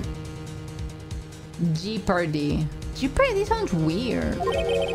Your thoughts, Mr. Edgeworth? I think we can all agree there is nothing strange with this photo. There is no way for the defense to debunk this photo even without a bunker buster. Debunk with a bunker buster? Is that what you're planning to do, Mr. Wright?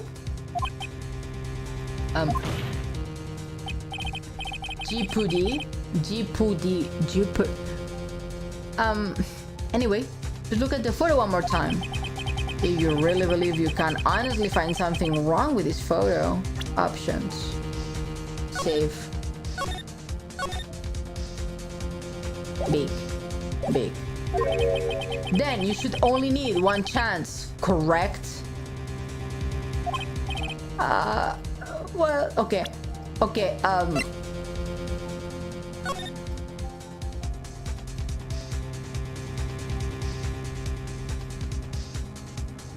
okay. We don't see this arm, but we see this glove. Show, tabbies. Okay, back. Back. I have to find something wrong with this photo. I can't let this chance go by. Where in the heck did she take this photo from anyway? It's out of focus. Why can't she take a good shot, especially when it counts? Now then, let's hear your objection. What about this photo is strange?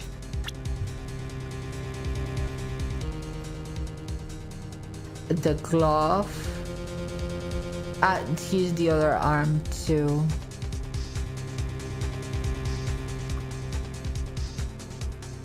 Oh, the pants. The pants. Take that! I would like to direct the court's attention to this one area right here. What are you pointing to? His ankles? If you could see his person's ankles, that would be one thing. However, you can't. And? What does that mean? The costume person in this photo could not have been Mr. Ingard. What's the meaning of this? Objection! I wonder if you would care to elaborate with actual facts. That's it? Let's take a photo. Let's take a look at the Nickel Samurai poster. See? Thanks God I checked. Please pay particular attention to the area around the bottom of the hakama. See? His socks! You can see his socks! Exactly. However, in this photo, the Nickel Samurai is clearly holding his hakama up just to walk.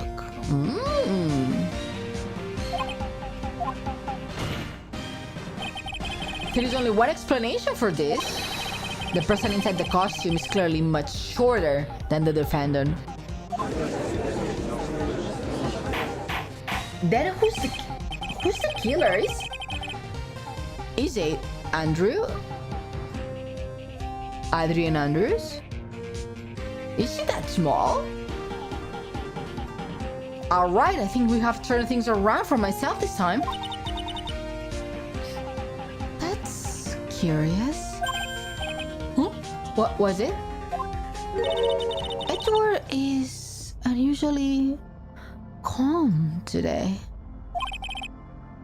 That's true. Oh, sorry. I went ahead with that. Along for the ride? What do you mean with that? I can only guess that perhaps he doesn't feel under attack at all. He doesn't feel under attack? Then I haven't damaged his case at all? Close, the kill is actually Phoenix, can you imagine? Can you imagine if Phoenix was actually the killer? Mr. Edgeworth, where does this leave us? If the person in this photo is not Martin Gord, then everything in the prosecution has tried to prove has become meaningless. Oh, he doesn't give a crap. I figured it would come to this. How? What? What indeed? Right, I have something I want to ask you. I think you have proven that the person inside this costume is not Matt Ingor. In that case, who is this photo?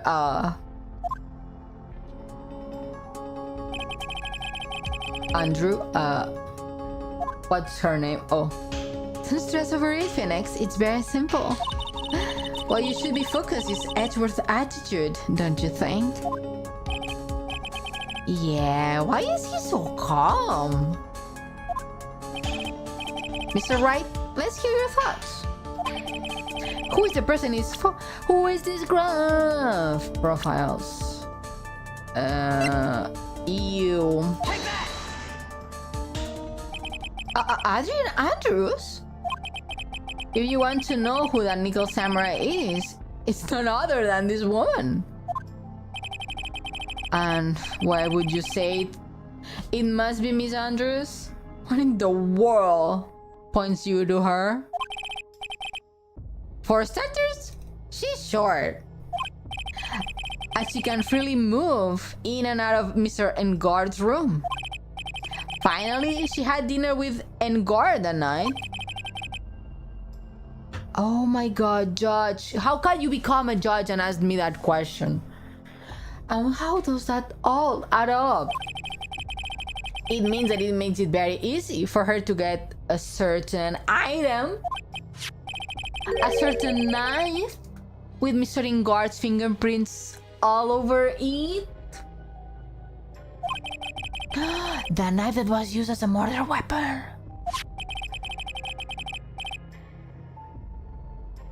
And why don't you just say that? What? Why don't you just say what is it you want, right? I have to do this now. This is my last chance to turn things around. The defense moves to indict Miss Adrian Andrews in the murder of Juan Corrida. It was Miss Andrews who tried to frame the defendant for the crime.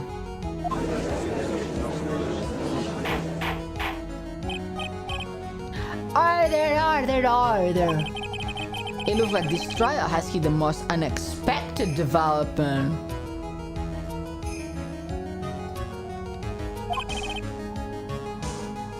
Mr. Edgeworth! Yes, Your Honor? This court is issuing a subpoena for Adrian Andrews.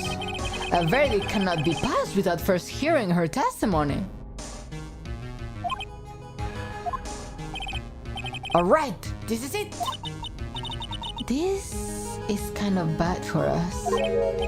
Huh? What do you mean? If Adrian Andrews is summoned to court as a witness, it means that the trial will go on for another day.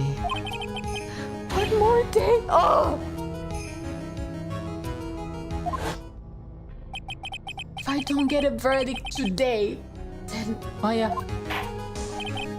Now then, we shall send Miss Andrews' testimony for tomorrow. But what are you supposed to do? Does it about to join the court? Anubis! Thank you so much for the follow. Welcome in. Hope you enjoyed the emotes. I made them myself. Hola! Hi, Mars! Time zone makes you hard to catch, but you are a fan. Ah, thank you, Mars. I appreciate when you drop by. Raise an objection. Now then. Objection! Please, Your Honor, continue the trial. You must pass a verdict today. I can't do that. We cannot hear Miss Andrews as... I abhor wasting such valuable time. Edgeworth? He's on my side. Your Honor, I request that you please continue with today's trial. We have enough... Wait, do we have enough things to end the trial today? I don't think so. There's usually a second investigation. But we cannot continue to this unexpected development. Unexpected development? I think you underestimate me, Your Honor. And what do you mean by that? that Mr. Phoenix Wright would slave his way to spinning Miss Adrian Andrews' own, happening according to plan. Even if Mr. Wright is a bit slow to catch on. Wow, that's not how you talk to your boyfriend. What?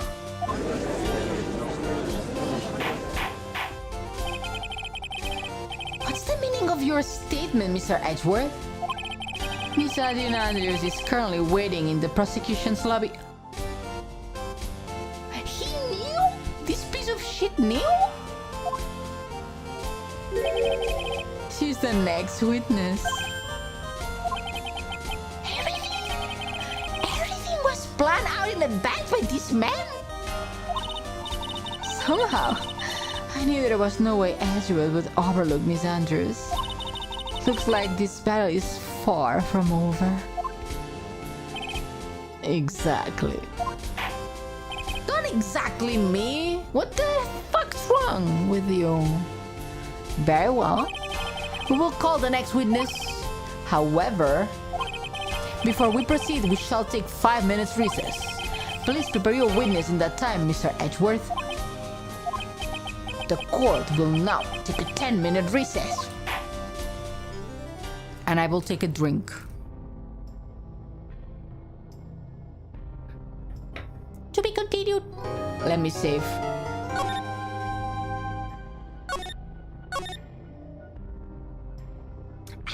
Back.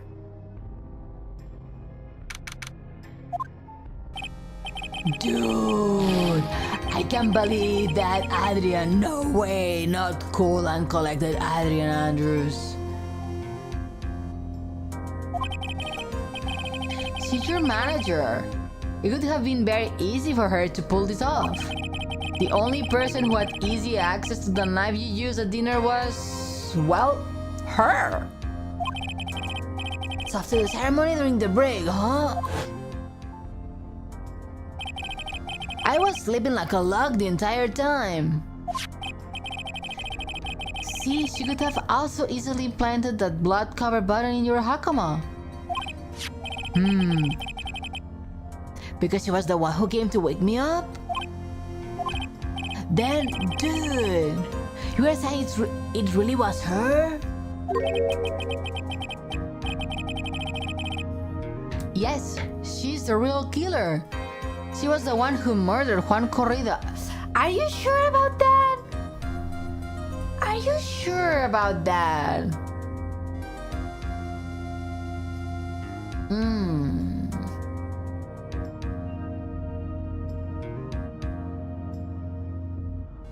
I could...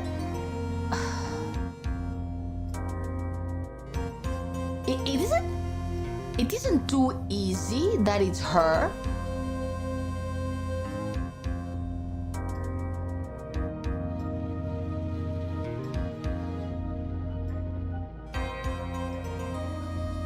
It would be way too easy for it to be her.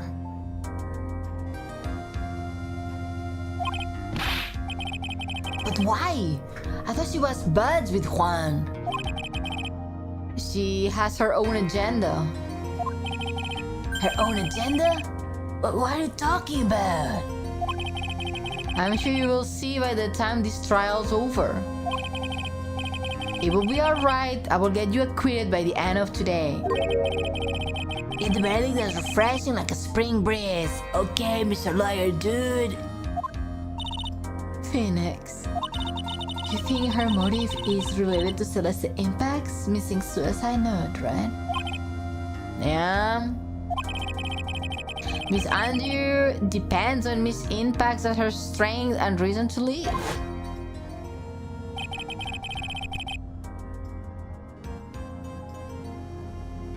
But when Miss Impact suddenly killed herself, it would kind of be, yeah. It feels like she left a suicide note and the person thought it had to hit it. It's Juan Corrida, the victim's murderer. And this is why I think Miss Andrews got so close to Mr. Corrida. I'll to get the suicide note back. That sounds plausible. But one thing bothers me. What? Who was that first told us about the relationship? They have stated Miss Andrews' dependency on issues regards Mr. Impact. It was Edgeworth. What does he know? He knows something. Is Edgeworth helping us? Is Edgeworth helping us? I do not believe that. Norberto, hello! Happy Thursday, how are you? He looks like he still is the one in command of this ship. I think Mia is not Phoenix Edgeworth. I think she's Edgeworth Phoenix. I think she likes Edgeworth being the top. I see. Don't let your guard down yet. Cover yourself first. It's distracting. I'm like a high school teenage boy when I see a spaghetti strap top and bare shoulders. Court will not reconvene. Now then, Mr. Edgeworth, if you please. The prosecution calls for the witness subpoenaed by the court. Miss Adrian Andrews, the person who discovered the crime in Mr. Juan Corrida's room.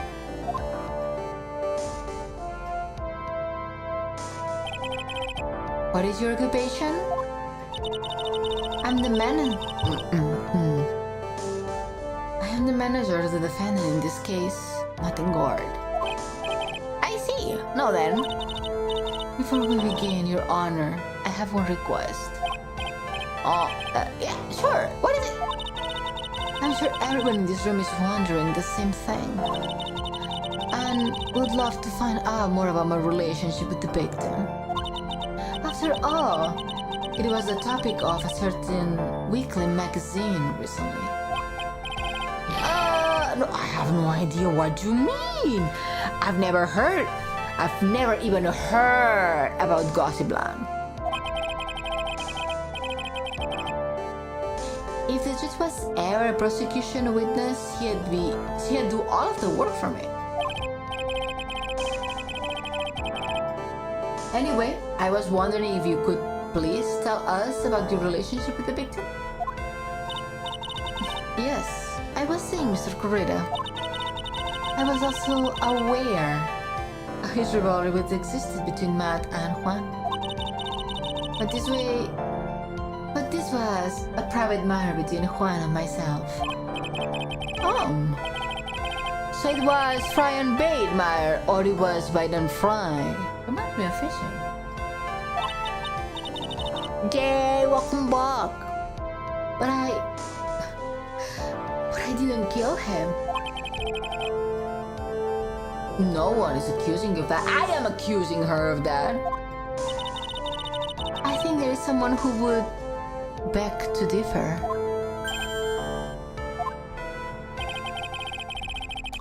I think we all understand your relationship with the victim now, Miss Andrews.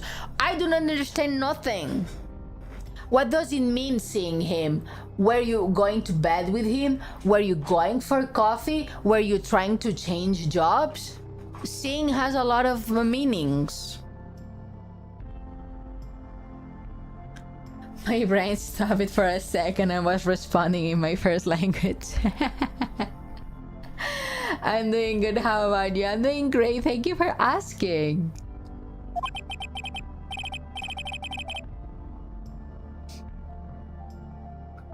Very well then, witness. Please testify to the court about what happened when you discovered the murder that had taken place.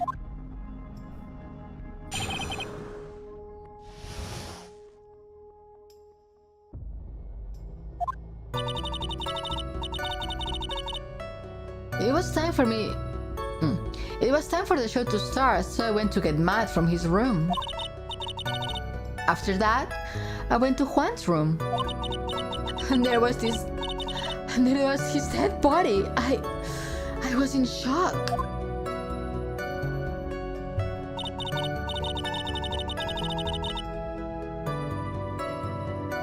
What I saw was, naturally, the exact same scene in the crime scene photo. That's a weird way to say things.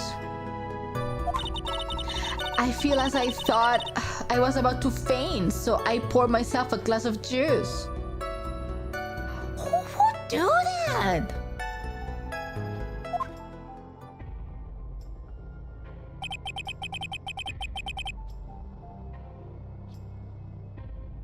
The last thing I would do myself if I find someone dead is pour juice. Oh, the BGM is on. Oh man.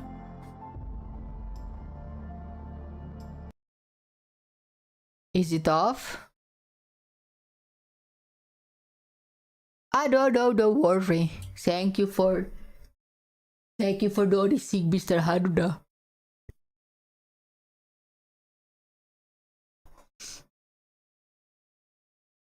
So E's from your stream. Yes, sorry. Were you surprised? You poured yourself a glass of juice. Even the judge is shocked. Yes. Sadly, I didn't remember not to touch things at the scene of the crime.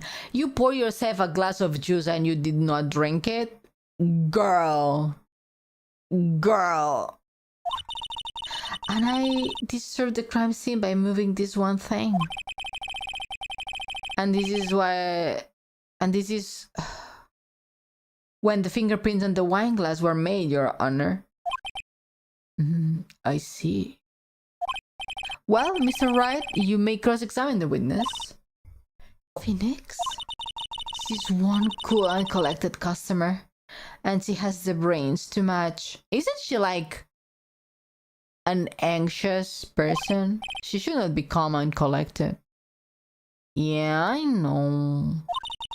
In order to catch a person like her, we have to avoid head-on confrontations. You should disrupt her pacing. Disrupt her pacing? She's the type of woman who easily thrown off by things inconsistent with her thinking. So you have to attack when she least expects it. The instant you let up on your offense is the instant this trial is over. Understood? Yes, Mom. I was so shocked with Pepe. Okay. This body, I was in shock. You were in shock? What? Was I not supposed to be? Miss Andrew is a very calculating person. And despite how close they were, I thought she had romantic feelings for Mr. Corrida. Anyone randomly stumbling upon a dead body would be in shock. And you can seriously expect that a young beauty like her would not be shocked. Edgeworth, are you cheating? Beautiful eyes. Thank you. Not as beautiful as yours. Thank you, Noah. Somehow, I don't think beauty has anything to do with being shocked or not. I see. What I saw was naturally the exact crime scene of the photo. That sounds very weird.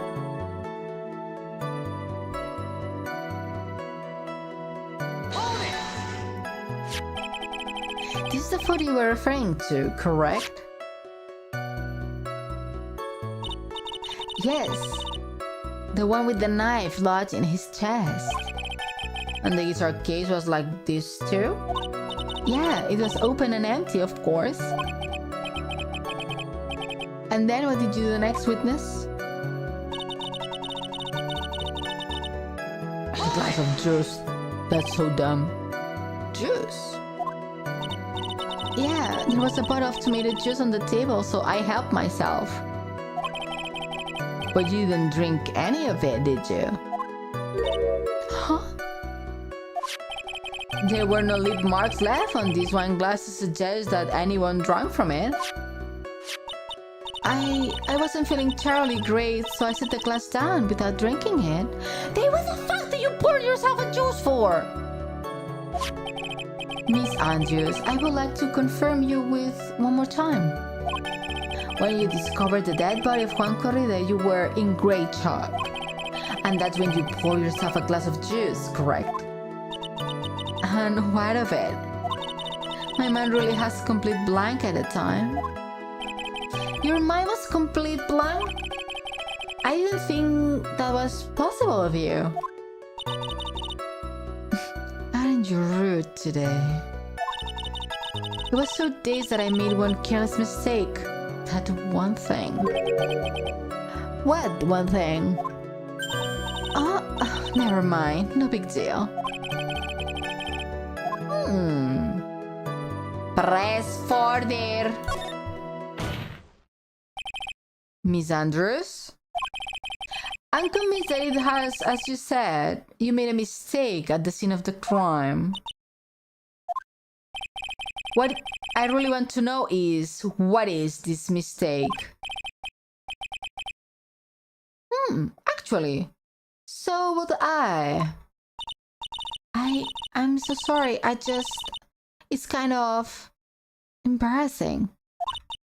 When I set the glass on the dresser, I accidentally knocked the flower vase over.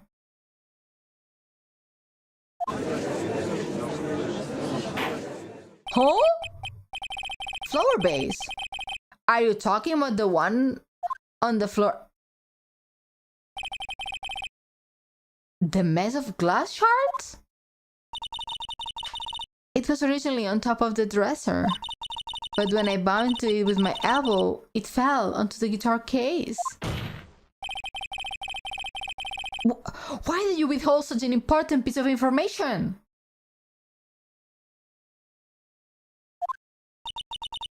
I'm sorry.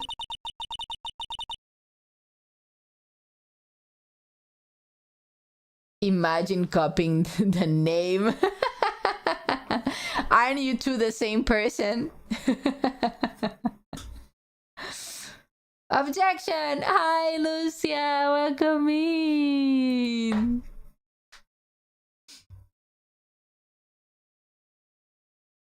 Oh, thank you for the follow, Noah. Welcome in. Enjoy the emotes. I made them myself.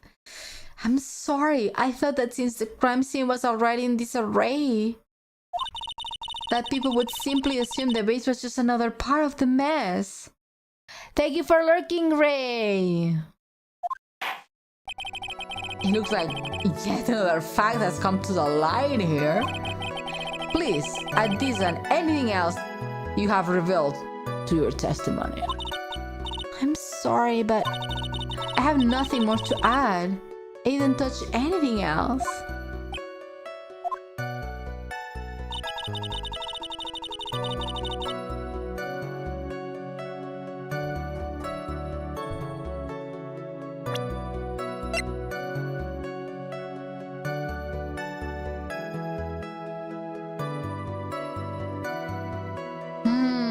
But it was open, no?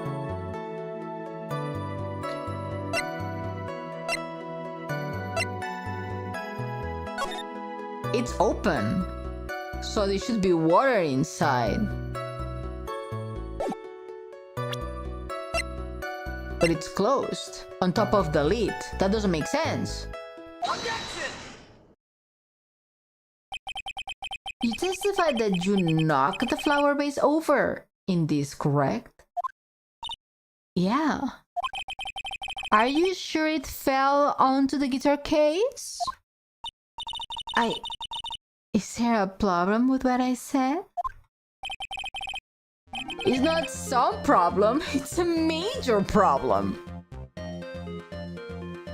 Also, 980.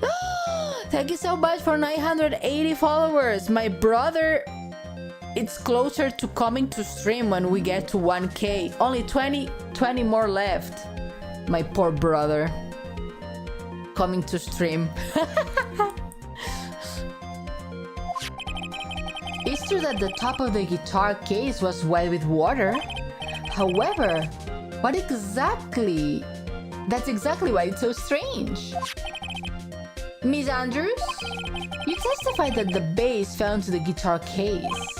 However, if that was true, the case should have gotten wet on the inside, not the outside.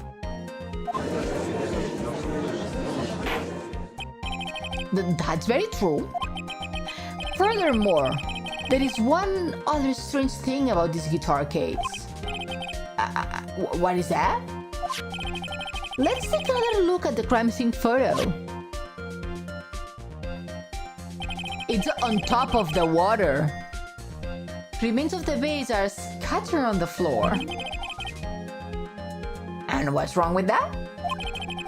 If the guitar case was open when the bass fell, the glass shard should be inside, not outside of the case. What's your point, Wright? And the case was closed at the time the bass was knocked over? Is that all?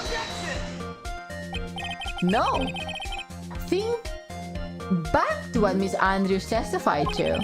She said that other than the bass, she didn't touch anything else. Yes, that's right. She did implicitly say she didn't touch the guitar case. But this whole matter with the guitar case is dead end. The Wright guitar was found in the studio. It has no bearing on this case at all. That might be very well be. However, it seems that there's no deeper meaning. Well, Mr. Wright, do you think we need to hear more details about the guitar case? No, testify, bitch! The empty guitar case. I believe it's a crucial piece of the puzzle. I can't believe anyone would reach for straws like this. But it's you. I can't believe I'm doing this either. Magnus, welcome in! Happy Thursday! Oh, Ione! Alright, I will follow along. For now. Miss Andrews, please testify to the court about the guitar case.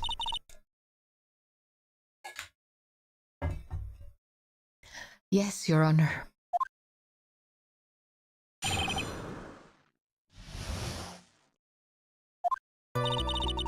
I don't remember too clearly because I was a bit dazed. I suppose I must have opened the guitar case after I knocked the vase over. It's not a big deal though, right? The vase was empty after all. As for why I opened the case, even I don't know. Oh, cry me a river, bitch.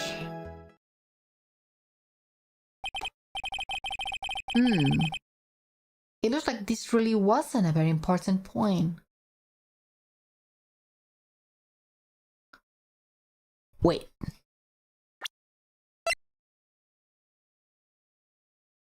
She cannot have touched it. It only have Corrida's fingerprints. Okay, no. I want cross-examination, quick. Before I forget. Okay. I don't remember too clearly because of a day. Suppose I must have opened the guitar case. Press?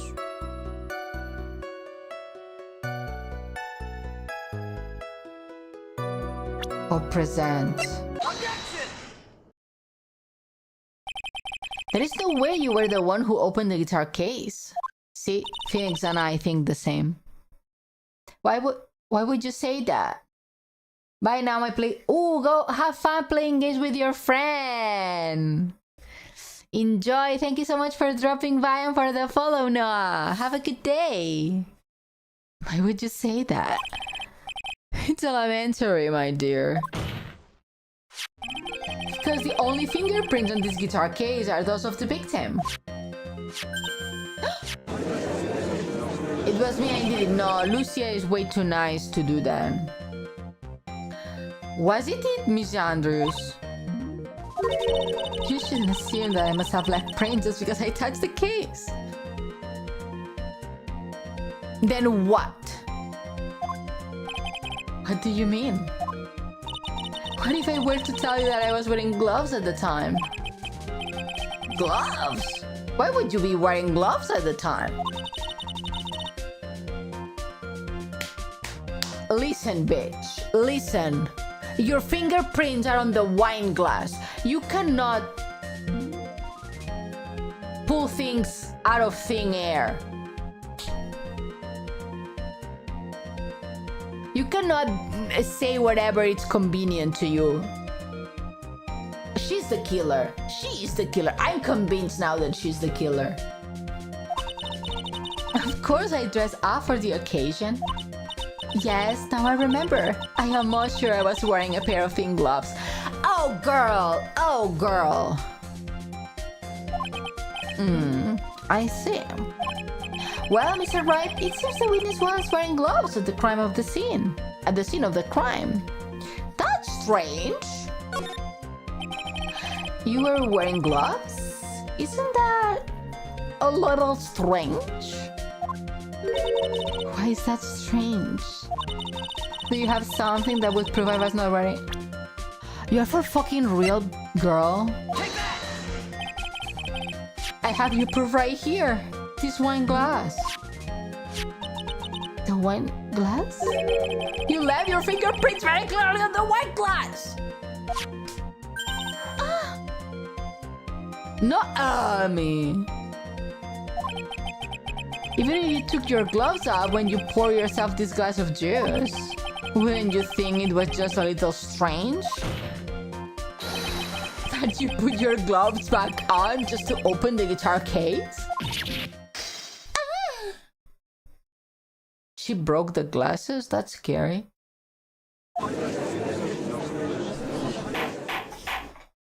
Girl, please think before you speak. Looks like you hit the nail on the head this time. Oh? What do you mean? I believe the guitar case plays a very important role here. It's just an empty case. I wonder if it really was empty though. But the guitar, the brighter guitar was in the studio. Phoenix, drop out your presumptions. What was in the guitar case was not the bright red guitar. You don't mean a dead body? I admit it would be unnatural for someone to do that. So the witness was not wearing gloves, despite the fact that's on the case. Your Honor, this is obviously the defense's usual misdirection tactic at work. Steer the court towards an unrelated topic, I'll lull us into a misguided. Objection! No, Your Honor. Please recall what Miss Andrews had testified in that base. Fell onto the guitar case, which means the guitar case was closed when the crime took place. However, it was wide open in this photo of the crime scene. I'm sure this guitar case has relation to the murder. Objection! If you are sure, right. Then I'm sure you can somehow substantiate your outrageous claims, correct? Please enlighten us to why this guitar case has anything at all to do with this murder. Someone is going to sleep in the sofa tonight. Ugh. Can you do that, Mr. Wright?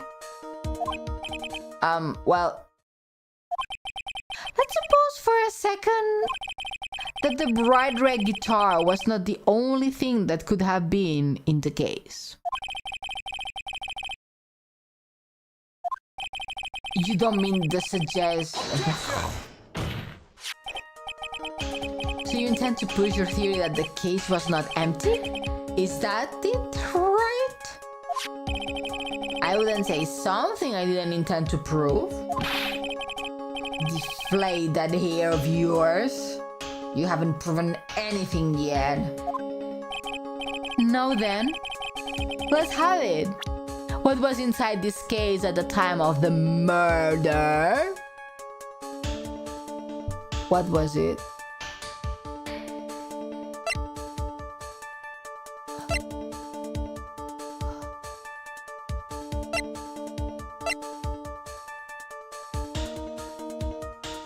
The nickel samurai, right? That's the only thing that makes sense. Like the outfit. Because she's short and she was exiting the room with the outfit. So the outfit. This is a photograph. Look at this graph. Yeah, but what's important is what is on the picture, Your Honor. In this picture? It doesn't make a genius to see what I mean. What I'm proposing is... Inside the guitar case was Nickel Samurai, the hero's very own costume. What?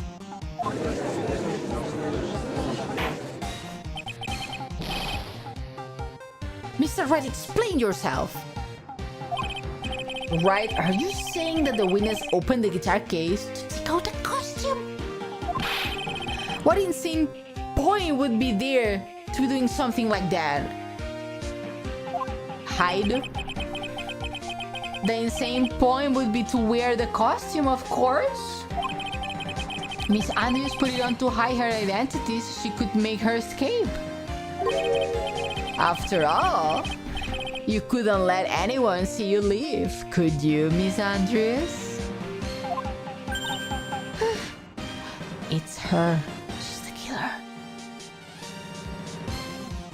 Your Honor, might the defendant approach the prosecution's lips? Lucia with the Reese. Lucia raising up. Edward. I refuse to accept your theory.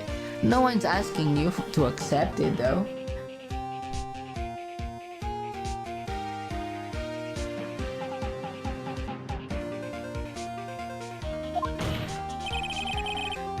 Do you have anything to support such preposterous idea? Just outside the door was an investigative reporter who was starving for a big scoop. And in the end, she managed to get the shot, correct? You mean this photo?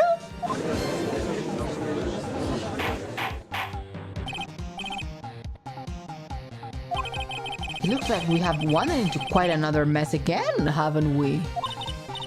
Nice job, Phoenix. Well, you know my strategy. Speak first, think later. Same. So the real murderer was hiding inside the costume. Objection! Objection!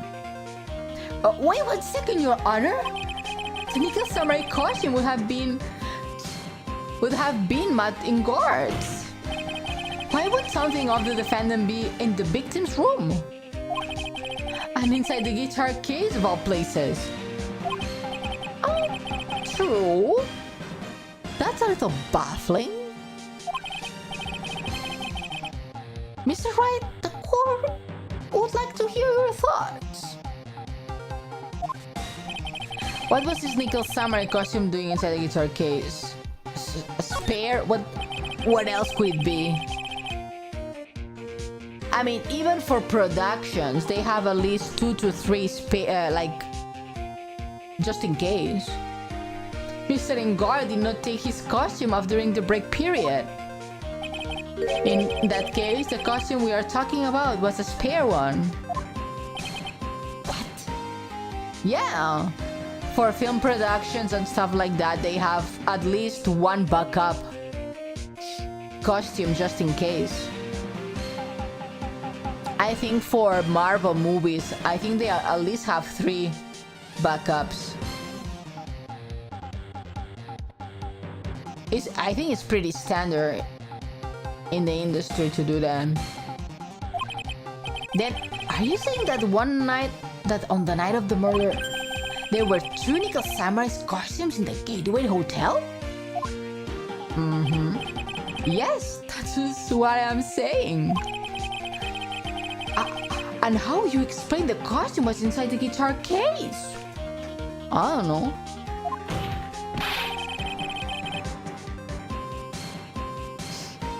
It would mean that the victim himself had bought these spears to the ceremony on purpose.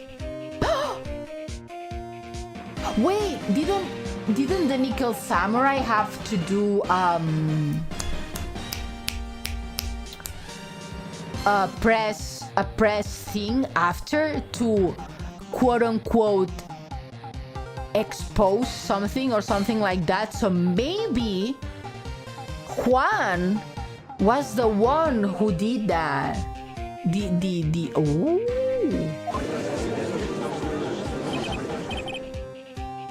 But why? The victim, Mr. Corrida, was the jamming ninja. Why would he secretly bring the Nickel Samurai spare costume with him? Cooking, do you think? Stop it, I'm not that smart.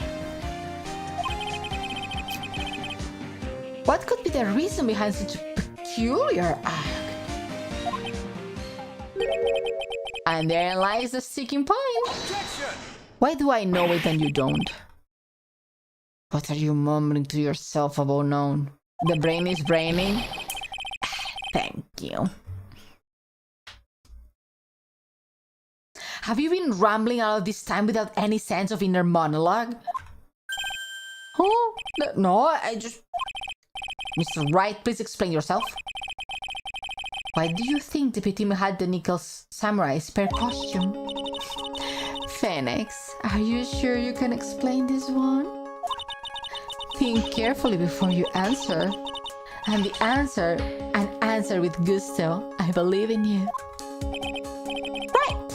This is what I think. The reason the victim brought the Nickel Samurai spare costume to the hotel was this. The Nickel Samurai has something to confess. Take that!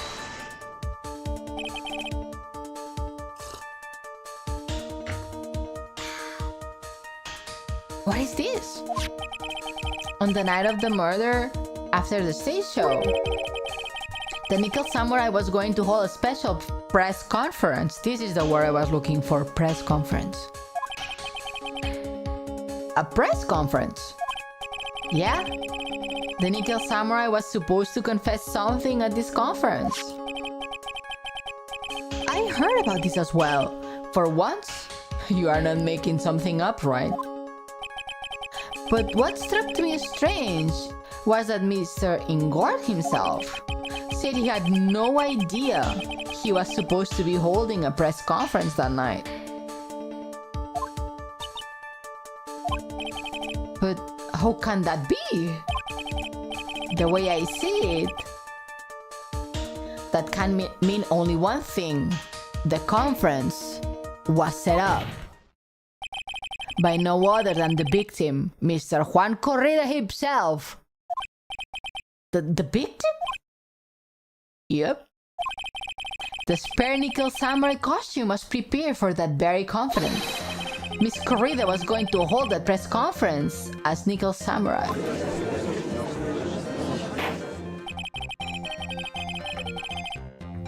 He was going to dress up as the Nickel Samurai and hold a conference? But why would the victim do such a thing? That's something I don't quite know yet. However, what I'm concerned with right now is that he intended to reveal at that conference. The Nickel Samurai was going to confess something. And by confess, I'd wager he was going to reveal something about himself. Which means that Juan Corrida, posing as an eagle samurai, was going to speak about Matt Ingord. Yes, I guess is what it would mean. But if that is the case, why not confession? That's public disclosure. But about what? Miss Andrews?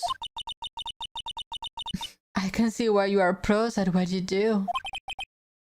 Pardon me? Yes, just as you say, the conference was set up by Juan.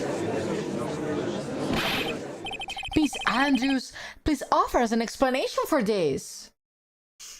Hi, Nicola, welcome in. Happy Thursday, how are you? I was the one who asked for help to set it up. And the person who prepared the second costume for him, that was also me. You? Juan had bet everything on jamming Ninja this year. And if we lost the Grand Prix, he was going to make sure Matt was going down with him. That's why he thought anyway. He was going to ruin him? It looked like somehow Juan had his hands on a secret so powerful that it would be destroyed Matt's acting career had it been revealed. That's way too convenient. What?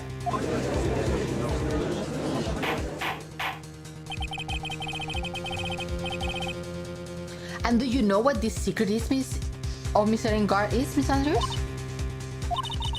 That's something only Juan knew. I don't know what it is. I see.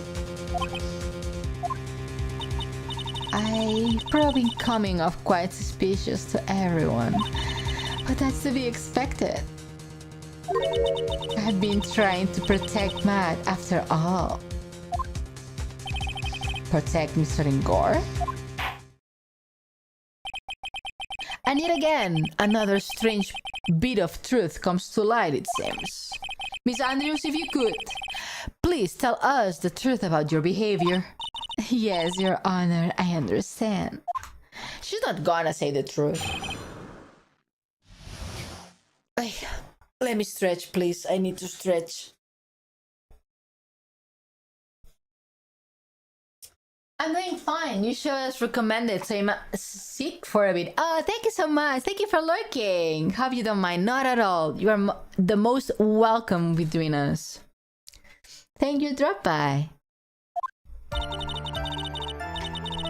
Oh, Jessie, thank you so much for the follow. Welcome in. Hope you enjoyed the emotes. I made them myself. From the moment I saw the crime scene, I had a feeling Matt was the murderer. Matt had to kill Juan no matter what. And he didn't have an alibi for what was going on at the time of the murder. My thoughts were confirmed by the evidence, of course, the baton and the knife. But I'm Matt's manager, so I felt that I had to protect him. Hi, and I love it. Oh, I'm glad you do. Thank you very much. This does account for everything. Well,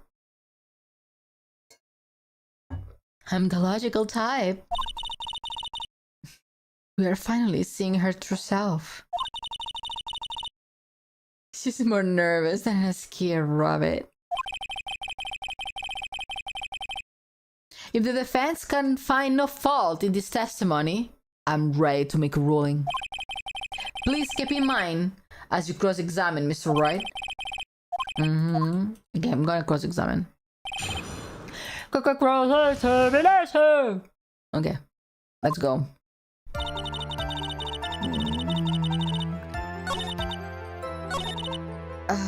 One thing, this struck me as weird because the button was found later when he was searched. So you can hardly call a knife a decisive evidence. A scared rabbit is actually scary for me. They will bite hard. I never saw a scared rabbit. The fingerprints on the knife could very well have been a camouflage. Then what about the button? The button? It's clear from the crime scene that the victim and his murderer fought. And during the fight, the killer ripped the button from the jamming ninja's costume. That button was found in the pleat of the hakama, isn't that correct? I would think that it makes very decisive evidence.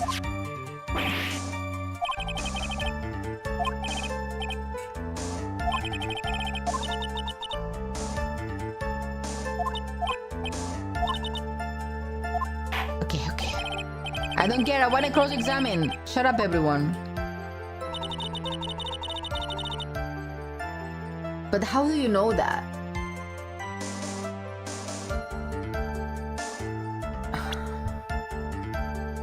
How do you know that?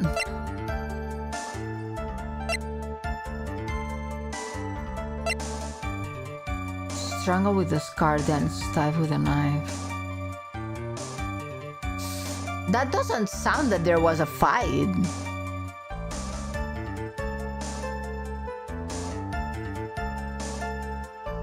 Objection! This is the victim's autopsy report. It clearly states that the cause of death was strangulation by a scarf. Strangulation? The knife stab to the victim was done after the victim had already died. And what does that mean? Let's examine the evidence. This button was the victim's blood on it, which could mean that it was ripped off the costume. When? Oh, sorry. After the knife was stabbed into the victim. Exactly. Which means it's impossible for the... Oh, Jesus! Ah! I double-clicked! No! Because the victim was strangled. There could not be a fight because he was strangled to death, so no fight. Ah. That's right, Miss Andrews. There is no way this button was ripped off during a struggle.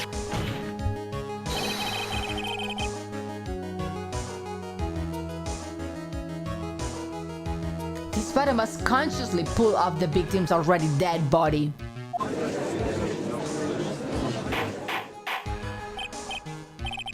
Objection! What is the meaning of this, Wright? So what if the button was turned off the body after the victim had already died? What does that change? Let me ask you one simple question, Miss Edgeworth. Why was the button turned off? What purpose does it serve? What purpose? We know that this button was turned off during the fight, was not turned during the fight. So the murderer took the time and effort to purposely rip this from the victim's body. That would mean that the murderer had something in mind, wouldn't it? What does this mean?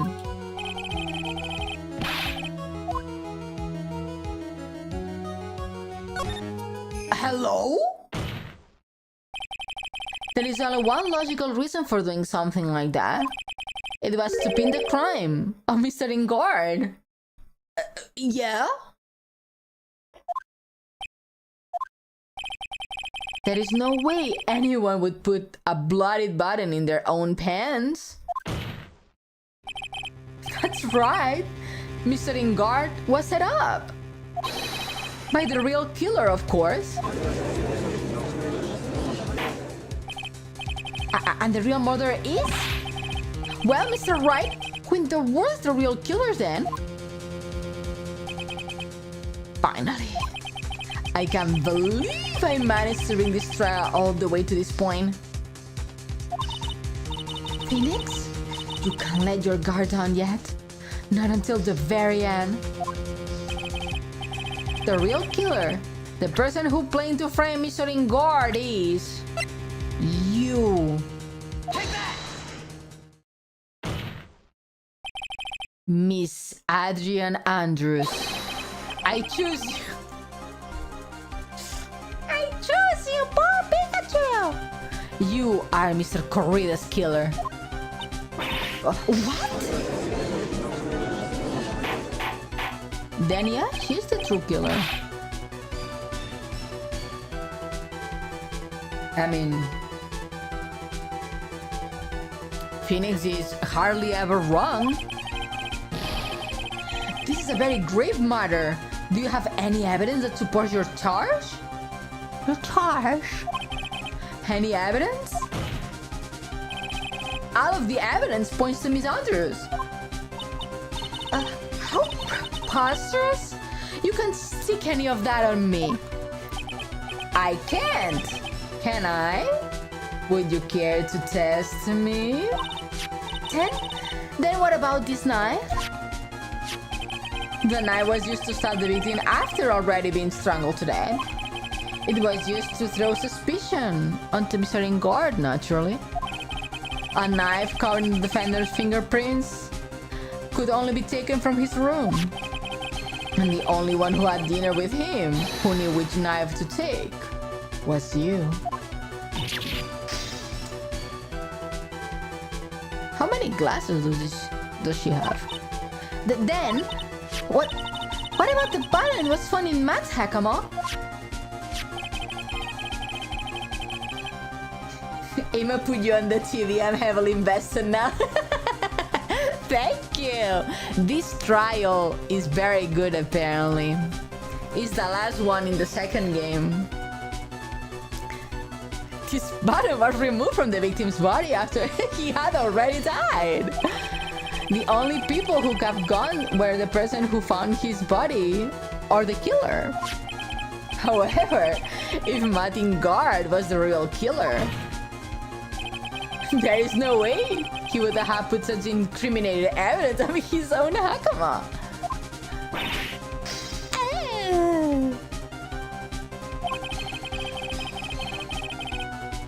The only person who could have put this button to the Mr. Engard's Hakama is the person who went to wake him up from his nap, which is you yet again, Miss Andrews. Ooh, I see. What about the empty guitar case? That is also another piece of evidence that incriminates Miss Andrews. That costume was used to hide the real killer's identity as she fled the crime scene. The perspective of this knife is very bad. Now, who could have known that there was just a costume inside the guitar case? It could only be in the person who prepared the costume for the victim. Again, that person is you, Miss Adrian Andrews. No,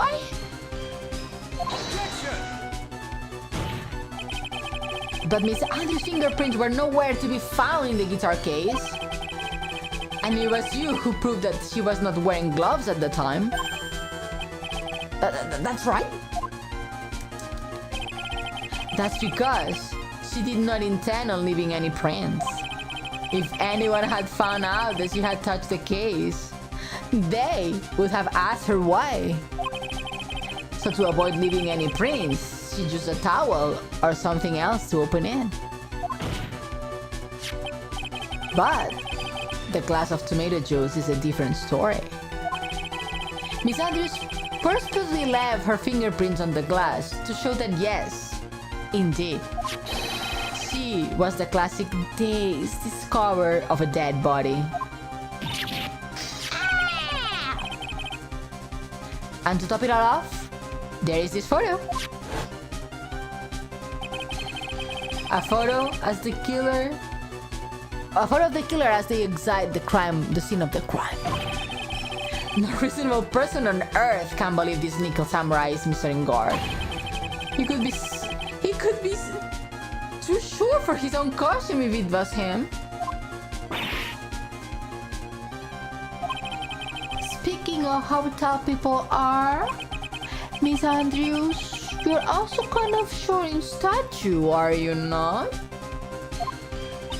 But please stop. Well, how about it, Miss Andrews? I've got her this time. Miss Andrews? I refuse to testify. What was that? There is a law. It says I can be forced to testify about something if I can incriminate me.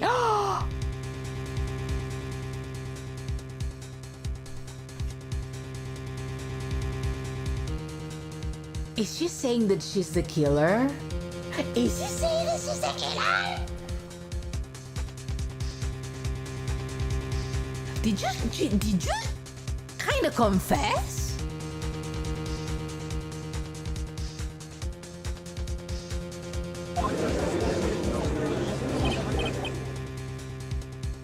Well, yes. You are absolutely correct, Miss Andrews. The law provides us with a way to avoid self-incrimination. By allowing a witness to not testify, the testimony can cause damage to themselves. What? Phoenix, you're a lawyer. You should know that. She kind of confessed. That's what I'm saying!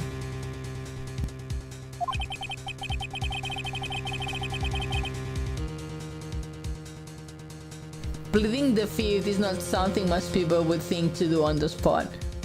I think a lot of people would do that. I don't know what you're talking about, Phoenix.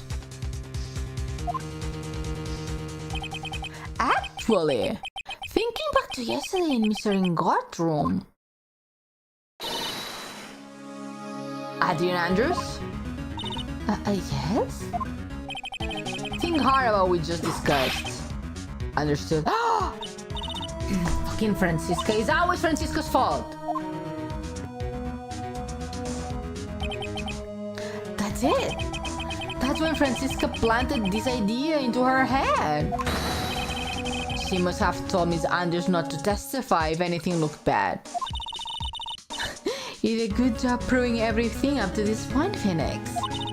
But there's still one thing you haven't done. Something I haven't done?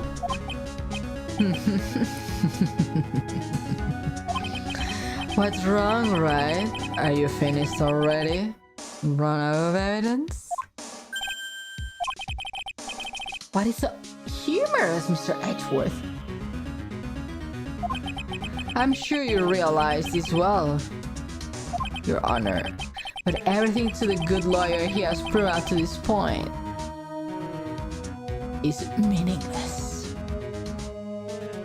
Phoenix got his vial license from a cereal box. Can you imagine? What? Everything you have proven is circumstantial. Circumstantial? Yeah, circumstantial. You have yet to provide a single piece of definitive proof. Definitive proof. Proof that Miss Andrews did not, in fact, harbor a wish to murder Mr. Correda. Hello, Echo! Welcome in! Thank you so much for the follow! Hope you enjoyed the emotes. I made them myself. Ione, hello!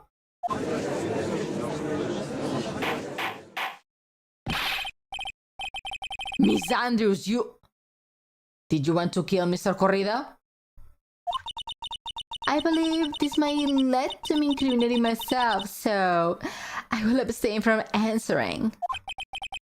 But Miss Andrews, if you do that, it would be the same as admitting your guilt, don't you think? Maybe so, or maybe not. There is nothing to prove it either way. Besides, I don't even know what crime I could be guilty due to my silence. Oh, time! Ah, hello! How are you? No! She's taking the defiant attitude again! Mia, what am I supposed to do? Somehow, we landed in the worst possible situation. Been good, how about you? Been good too, very busy with work. I think we have reached a certain conclusion at this point in time. Miss Adrian Andrews has refused to testify. And the defense theory that she's the actual murderer has not been fully substantiated with solid, definitive proof. But that's not true! In this situation, there is only one thing this court can do, and that is to declare a recess. Recess? I request that both the prosecution and the defense look further into this matter, and that tomorrow's trial... Tomorrow?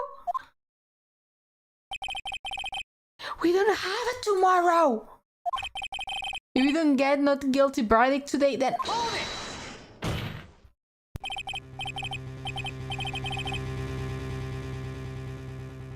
Please, wait, Your Honor, that is not necessary!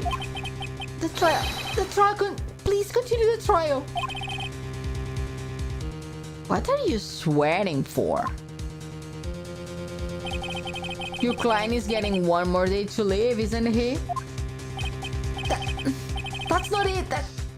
This isn't about that. Edgeworth, I know you know who the real killer is. Please, let the trial continue. If I don't get the verdict, then my...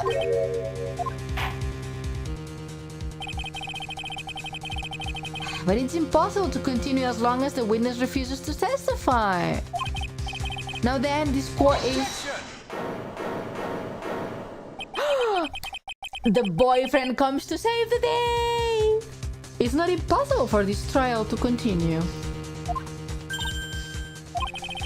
Mr. Edgeworth, what are you... It's true that Miss Andrews holds the right against self-incrimination. However, if the topic of conversation were something unrelated to whatever she may be guilty of,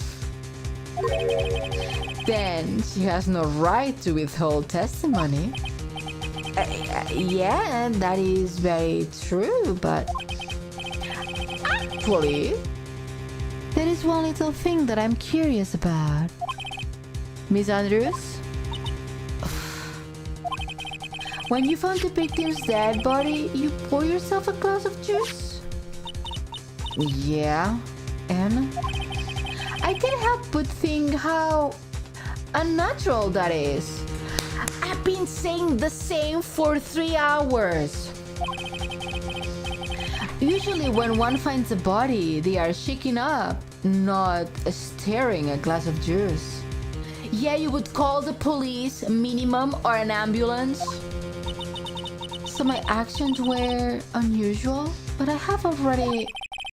Before you speak, I want to state that if you have a reason behind your actions, I would like you to testify to that effect. Testify? Your Honor, I would like to request that the witness testify again as to what happened when she first discovered the victim's body.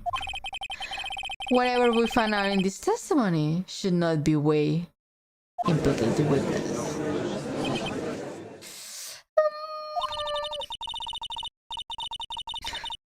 I don't know what's going on with Edgeworth today, but I can't get a good read on him. Is he a friend or a foe? I just don't know. He's a boyfriend. The court acknowledges the prosecution's request. Miss Andrews, if you please.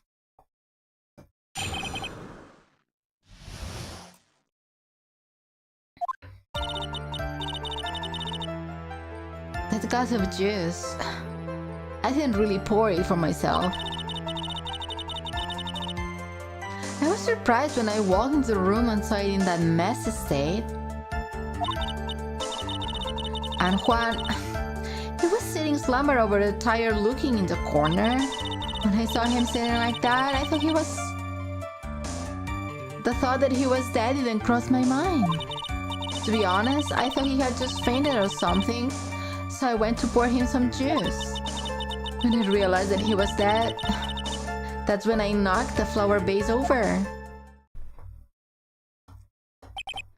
He's not sleeping in the coach today. Yeah, he got himself safe. He's sleeping in the bed today. And he's getting a smooch. So you poured that glass of juice for the victim? Why didn't you say so in the earlier testimony? I didn't think I needed to include something so trivial. Girl, this is a murder case. Nothing is too trivial. Phoenix, please be careful here. If you can't find anything wrong with this testimony, then there's nothing left. I know! Edgeworth, what in the heck is going in that brain of yours? Now then, Mr. Wright, cross-examination! Cross-examination! Okay, let's go.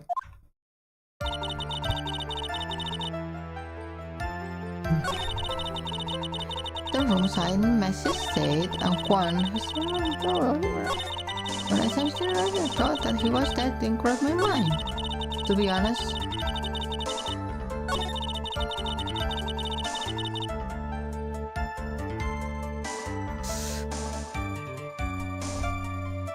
When I don't know which one.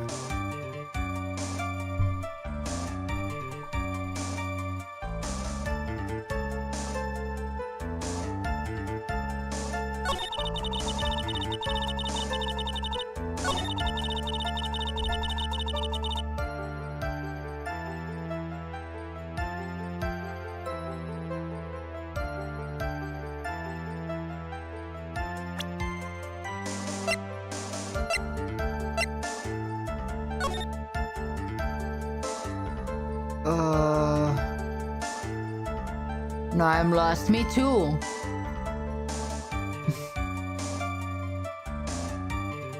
Now I'm lost. Press for more information. I think we should do that.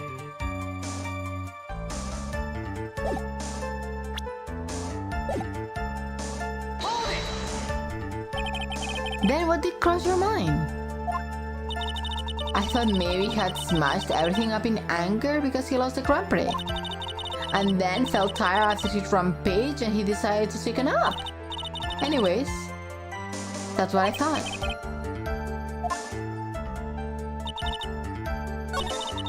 But if she entered and he saw him sitting down with a knife,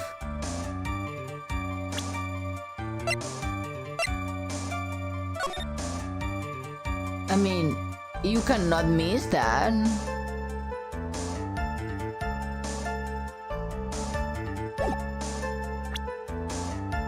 Objection! So you honestly didn't think he was dead when you found him? No, not at all.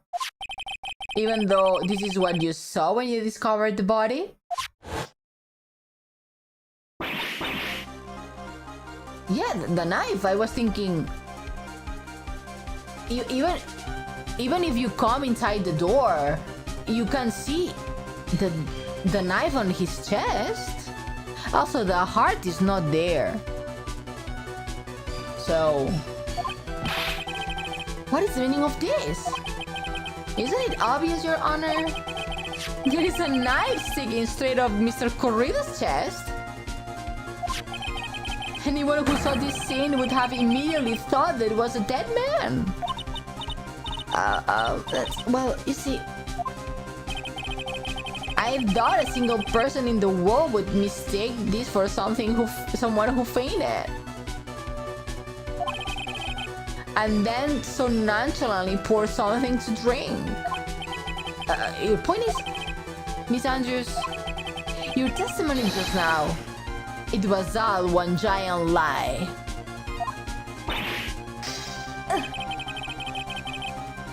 And July has proven one thing very clearly. That you are the real killer. But I'm too pretty to be a killer. No!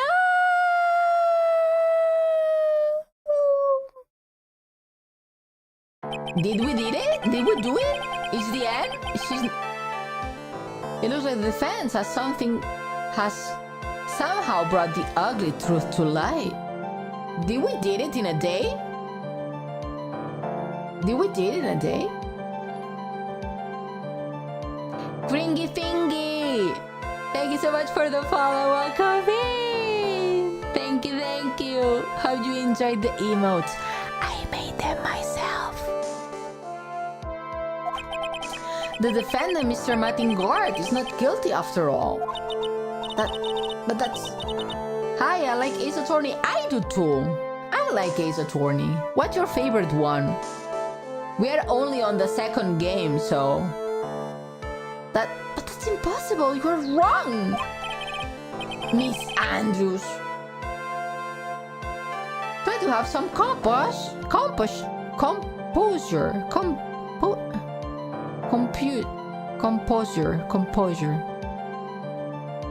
3 probably. Ooh. We are in the last case of the second game, so we are gonna start the third pretty soon. So we will see what happened in the third one. It wasn't me. It wasn't me, I tell you. It was Matt, I swear. He's the one who killed Juan. But you were the one who refused to testify. And your reason for not doing so was you might have incriminated myself. That's because... Miss Andrews, I will give you one last chance. What exactly are you hiding that might incriminate you? I refuse to testify. Girl, take the L. They caught you. Take the L. Go to jail. Then there is no need for us to Then there is no need for this court to continue any further. Madam Guard, innocence has been clearly demonstrated. Is it over? Have we found it through that last? What's wrong, Phoenix? Usually the real killer confesses his or her guilt. And now that I think about it, this is the first time someone hasn't. Now that, I would like to hand down my verdict for Madam Guard.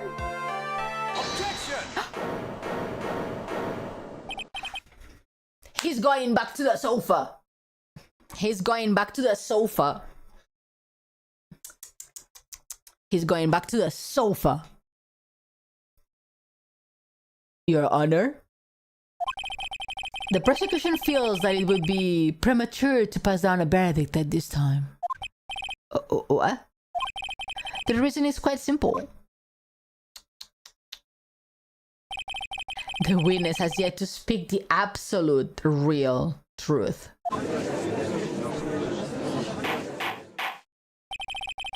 The absolute real truth? What are you... Witness? Don't you understand yet? I don't know who planted this silly idea in your forehead. And your forehead? In your head. Oh, it was fucking Francesca! But as long as you protect yourself through your silence, Maringard will go free. And in his place, you will become the guilty party. That's a lie. I don't believe you. What? I was told if I spoke then I would be all over and Matt would never be declared guilty. What in the world is she talking about? Has she lost it? I can't speak about it. I'm too scared. Is she not the killer? It's Francisco von Karma. Huh? Don't you remember, Phoenix?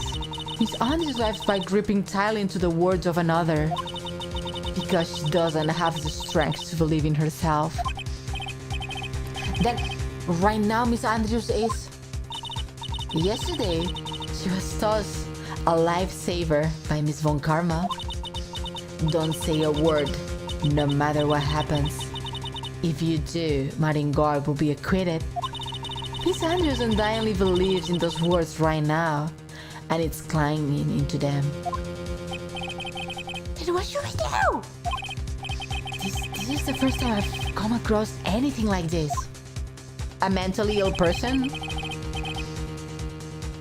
Phoenix. But Miss Andrews has to be the killer, right? All we have to do now is get our not guilty. That's my only priority. It wasn't me. I'm begging you, please believe me. I didn't kill Juan. Help, please, someone help me. Mr. Wright? Yeah? Your Honor?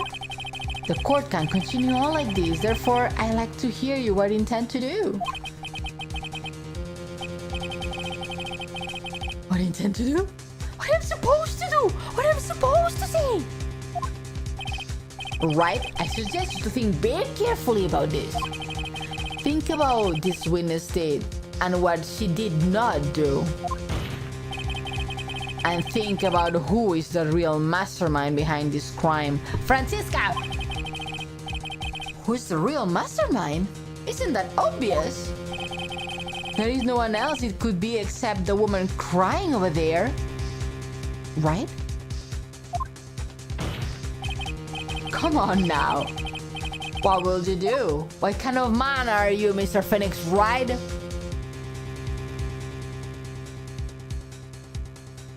I'm an asshole, so... I have to win a complete acquittal today. There is no way around that.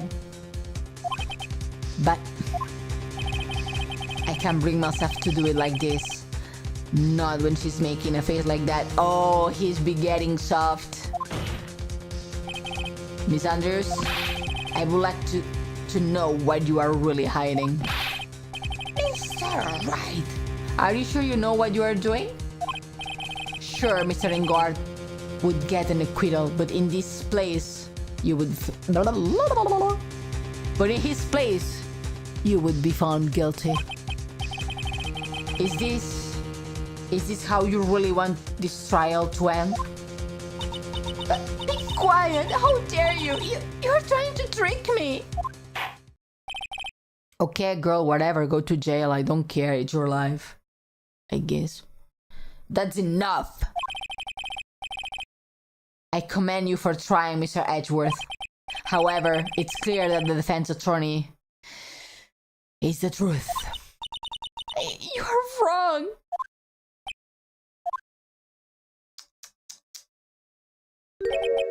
What a shame. Huh? I had hoped things wouldn't come to this. However... What is it, Mr. Edgeworth? Miss Andrews, since you absolutely refuse to testify, it falls on my shoulders to disclose this to the court. Stop! Mr. Edgeworth! And we got the bop. This witness. How should I put this? She has an illness. What? And because of this illness, she has tried to commit suicide in the past. Stop, please stop. No matter how much you want to hide it, it's no use. I have the evidence right here.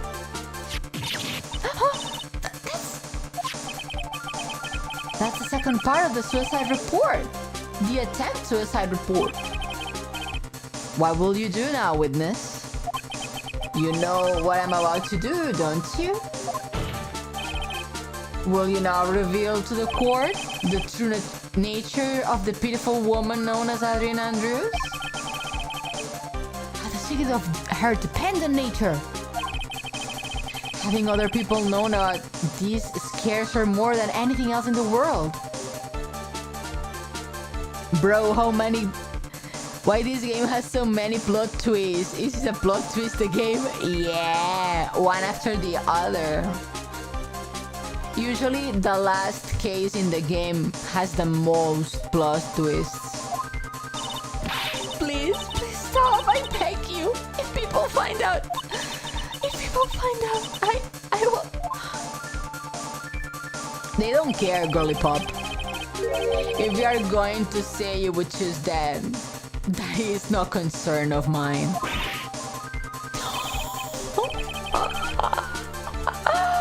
Edgeworth doesn't give a fuck. Edgeworth, how can you be so cold? However, before you die, I will pull the truth from your still breathing lips, no matter what I have to do. Wow. So will you tell the court yourself or shall I? Either way is fine with me.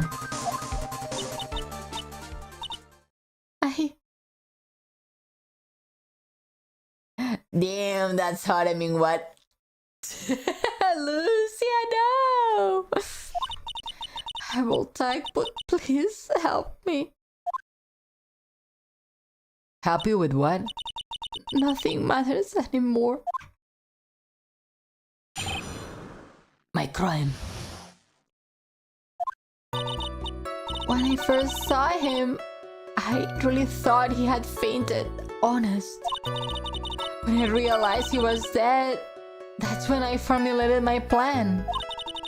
Once I made sure there was no one in the hallway, I made a dash for much room. And then I stabbed Johan's dead body with the knife and ripped off the button. Just when I finished, I was returning to much room. I had a bit of an inconvenience. And that's why I ended up using the nickel samurai costume. What?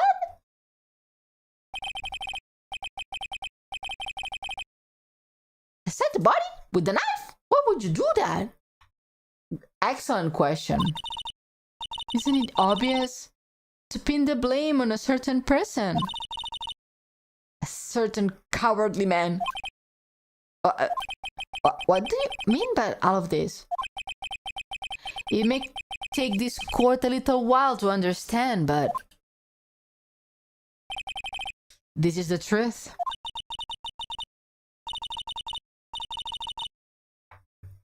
The real killer is mad. That scumbag of a man. I will never forgive him. He's trying to escape this guilt again. Just like last time. Last time? So Miss Andrews stabbed the victim, Juan Corrida, in the chest with the knife. However, she didn't do it with the murder in mind. She did it with the intent of framing Matt in guard for the murder. And this is her crime. Wait, what? How is this possible? I mean, wasn't Miss Andrews supposed to be the real murderer? Who is the real murderer? What the fuck? Who is the real murderer? Mr. Wright, please get over your shock and commence the cross-examination.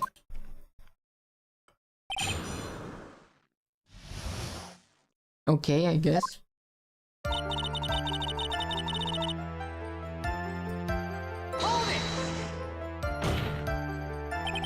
But you could tell from the state the room was in that he must have been a fight. Are you telling the truth when you say that you didn't know he was dead? So are you telling me that this game is like that during Always? Yeah, I am. There is the investigation part, and then there is the trial part. So everything that you investigate, all of the evidence that you gather doing the investigation, then you use them in trial. He had a scarf tied around his neck, but that scarf is part of the Jamming Ninja's costume, so I didn't think anything of it. It was strange. His head was also tilted down a bit, so I couldn't see his face that well. That's why I thought I'd wake him up and went to pour the juice.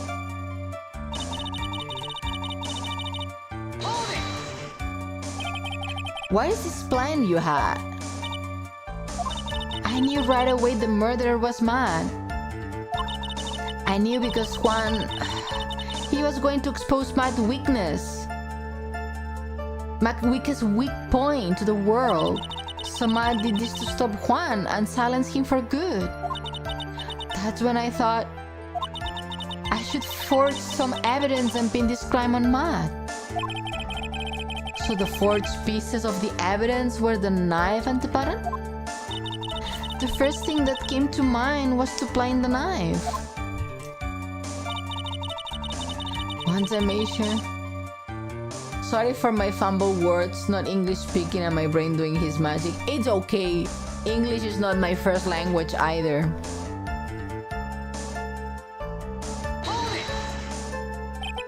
What was... You could get the knife correct. The knife Matt used for dinner had his fingerprints all over it. I thought if I used that, then the police would certainly turn his eyes towards him. Matt was napping with his costume on at the time. I slipped in, locking the knife, and returned to the scene of the crime. And then I stabbed Juan's dead body with the knife and ripped up the button. So you were the one who stabbed the victim with that knife? It gives me goosebumps to think about it now. What an horrible thing I did. But at the time, I couldn't control my own body. It moved on its own. Then, when I stabbed Juan's dead body, I suddenly realized something. If I used the button somehow, I could make Mac look even more of a suspect. So you thought to rip one of the buttons and plant it on the Hakama? Yeah, that's what I had planned to do. But things never go that smoothly, do they?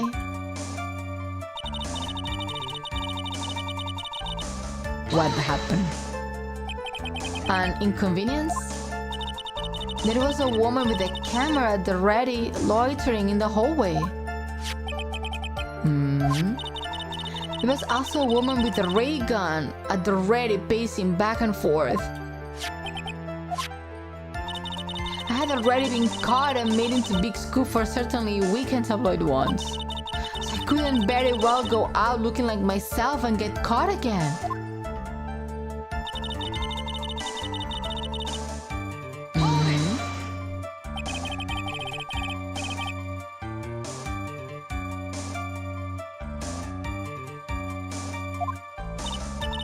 Yes, it took from Global Studios. They also put into Juan's guitar case the day before the award ceremony. You did this in preparation for the press conference, correct? Yeah. Juan wanted to wear that costume and hold a press conference in it. He was going to disclose my big secret there. And what is the secret? That I don't know. Anyway, I thought that if I were to leave Juan's room in the nickel samurai costume, then people would think that Matt was the real murderer. I was very careful not to leave any fingerprints when I opened the guitar case. I absolutely did not want anyone to know about the costume. I think we have heard enough. So after that, you went back to Enguard's room and planted the button? Into Mad Hakama? Yeah. After that, I folded up the costume I was wearing and put it into a bag. Then I snuck out of the hotel and got rid of it. My word! What does all this mean? Mr. Edgeworth, is it? The real criminal is Martin Gord. Yesterday, that woman prosecutor sat me down for a talk. Francisco. She said that I should, under no circumstances, confess of what I had done. That if I just kept quiet, then I would be found guilty for sure. I had no choice but to believe in her words.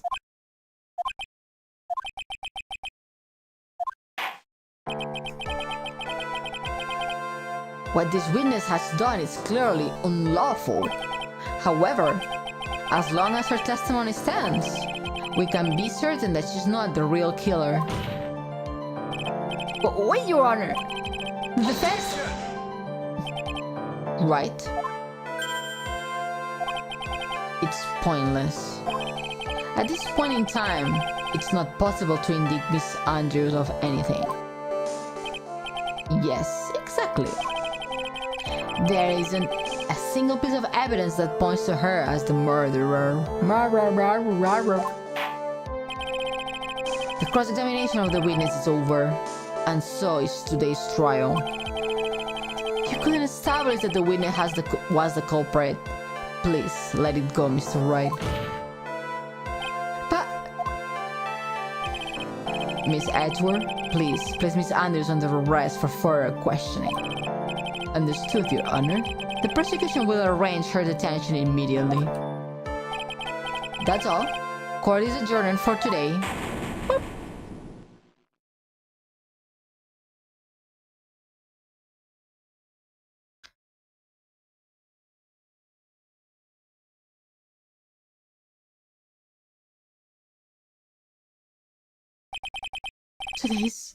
Today's trial is over.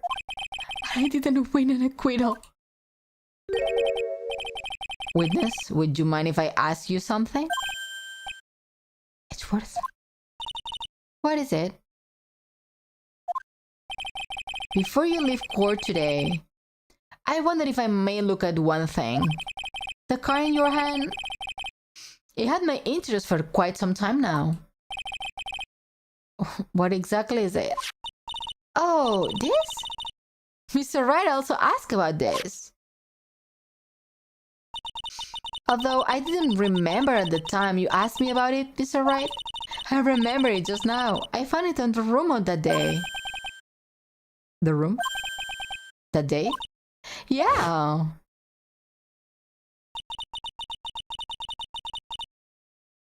This dumb bitch!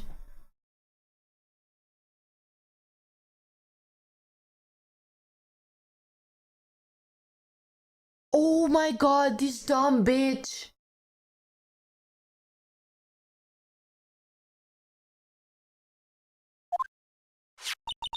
It was lying there right next to... Are you for real? Are you for real? Girl!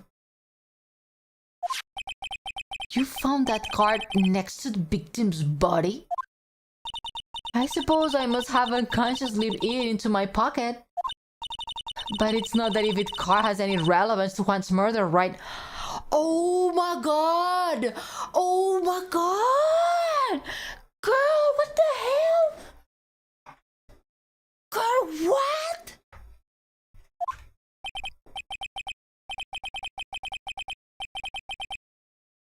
I guess not.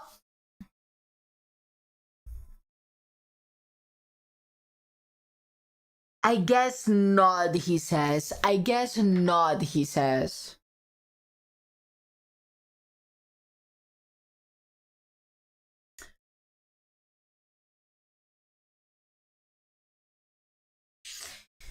Okay. But as far as a clue to this case, I don't see why. Witness, that card, give it to me now. Edgeworth? Do you have any idea you have stupidly yet inadvertently done? This can't believe you hid this from me all this time. I didn't mean to.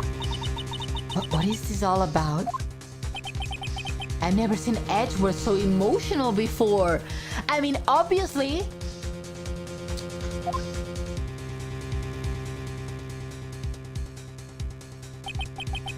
That card. What in the world is it?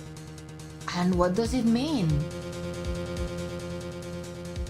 Sorry, my English so bad. I'm from Russia. I'm still learning. It's okay. My English is not good either. Welcome. So freaking tired.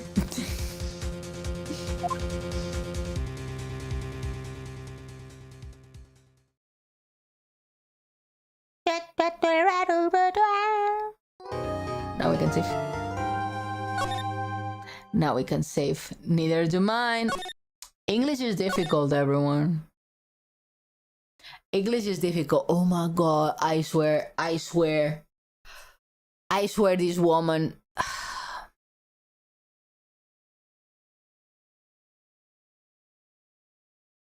I swear.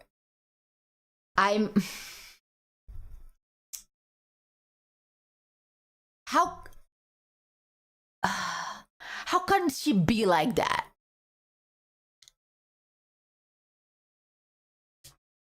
You know? Why are you like that? Woman. Do not get yourself mistaken, Mr. Haruna. I would be too scared to lie to the police. I would be like, yeah, I found this and that. No. Don't get confused, my good sir. Don't get confused. Oh my god.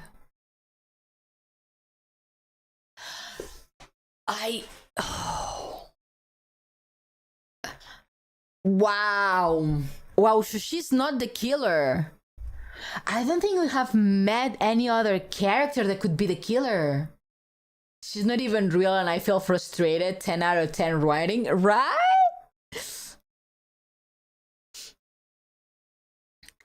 We threw, I can. Give it to me. Salary, welcome me. Thank you for your patronage. Darklusia_OT just resubscribed for 5 months. Objection. Thank you so much, Lucia. Thank you for the 5 months already. Oh my god. Thank you so much. Objection. Yeah, Lucia is too nice with the tier 3. She's way too nice. Oh, I am too late. Yes, Poopy.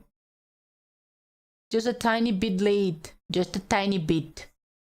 Tiny, just a bit. Hamster.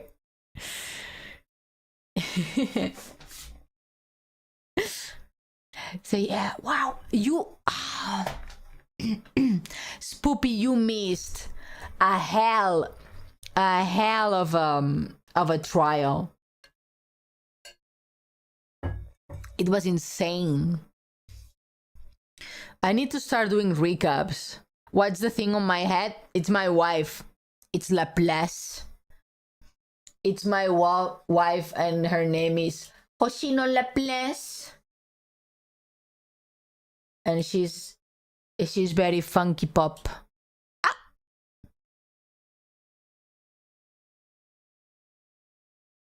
She's just a baby. Yeah, she's my baby. I got tomato by 1. Betrayal. Utter betrayal. No, one just wanted betrayal. Wanted true betrayal. Talking about that, is she on today? It's my Hoshino Laplace. No, she's not on. Oh, very sad. No Hoshino Laplace today, sadly.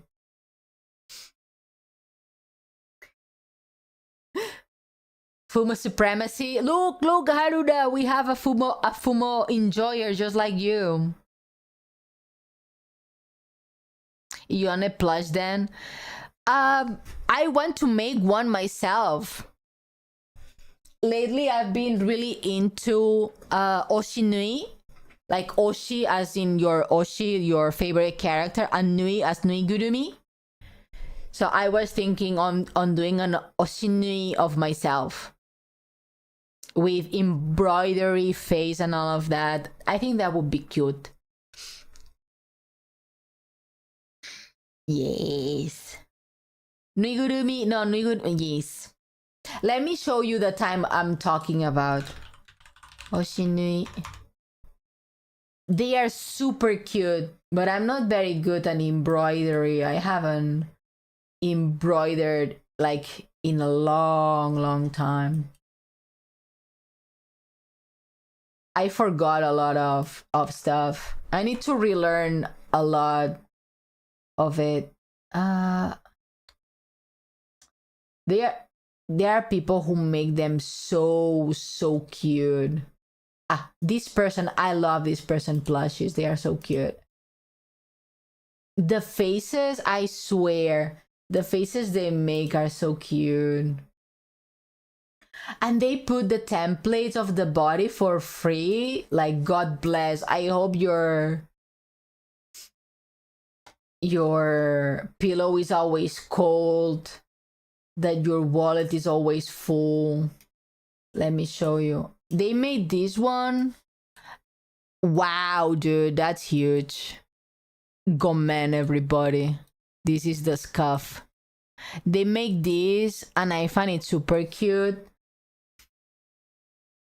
They make a lot of Nijisanji Nuigurumis. I think they are super cute.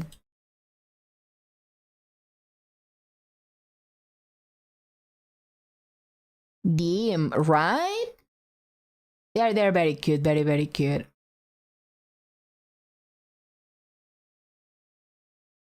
I've gone for a few months. Are you still killing it? Thank you. I don't know if you it comes time instead of Echo. Thank you, Echo. Be grinding and working. Yeah, so I was thinking that maybe one of the things that we do when I get to 1K is my brother, and second, do an Oshinui on stream, and when I finish it, I give it to someone from chat.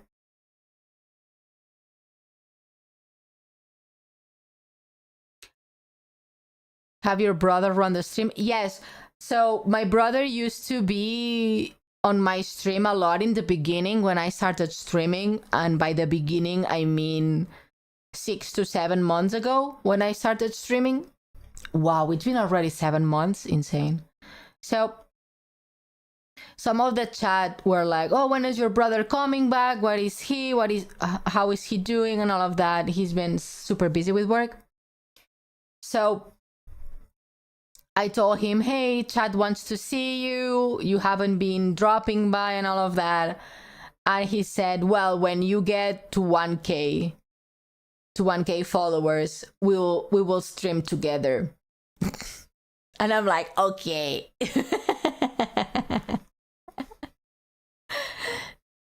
So we are pretty close to 1K, so that is one of the rewards if we get there. That my brother will be here on stream with me for one stream. Yes. And then I was thinking on doing some extra stuff. 983, Haruda. 983. Insane. So many new people. Thank you so much, everyone. I appreciate it. Growing slowly but steadily. Yes.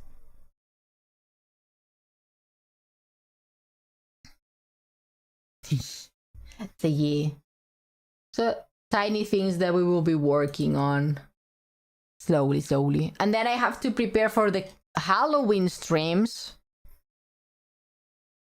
So that's another thing that we need to work on. The flesh pit. By the way, what about the wheel? This wheel you talking about? We should roll the wheel. Thank you so much for the follow. Thank you. Thank you, Katya. Welcome in. Hope you enjoyed the emotes. I cannot use emotes yet on the red website. It hates me. I appreciate it. Thank you so much. Let's see. Let's roll the roulette, I guess.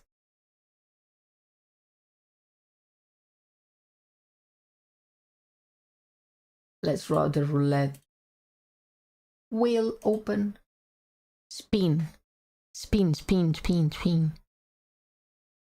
Oh! ASMR. Okay, we will end the stream in ASMR, everyone. You too. Have a good day, Echo.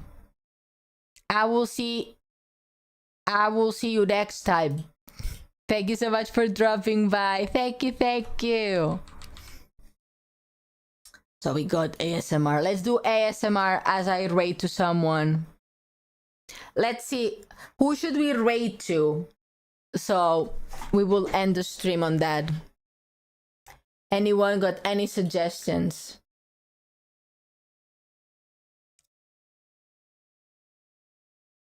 Ai-chan just got on. Oh, beautiful. Then let's do Ai-chan. There she goes. Okay, let me prepare the mic, please.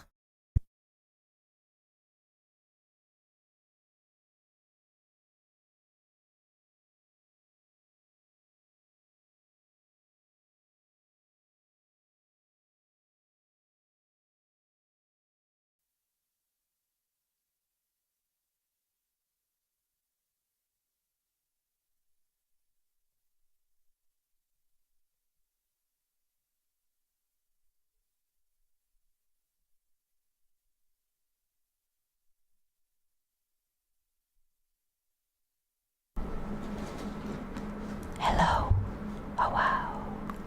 Hi, everyone.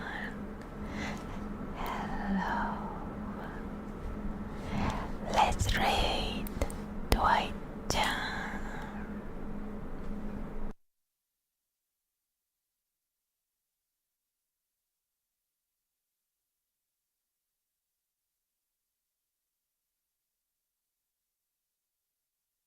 Okay, sorry, I was listening to myself as I was talking. It was kind of weird. Okay, let's rate to Ai-chan. She hasn't streamed in a while because she was taking a break after her subathon. So we are gonna say hello to her for a tiny while. Thank you so much for the stream. Thank you for joining today. Thank you. And I will see you tomorrow for some Amberlyn read. I still need to prepare the PPT, but yikes on bikes. We need to do that. It's gonna take a while, huh? So yeah, everyone, have a good night. Good night. Thank you. Oops. Thank you. If you have to go to sleep, go to sleep. If you have to do work. And I will see you tomorrow. Also remember that the schedule for Saturday has changed a tiny bit. In the morning at 12 p.m. GST. So in the morning we will have ASMR because I wanna try my 3DO. And in the evening at the same time as always we will be playing Little Witch in the Woods. So I will see you tomorrow and on Saturday for some more new stuff. Bye.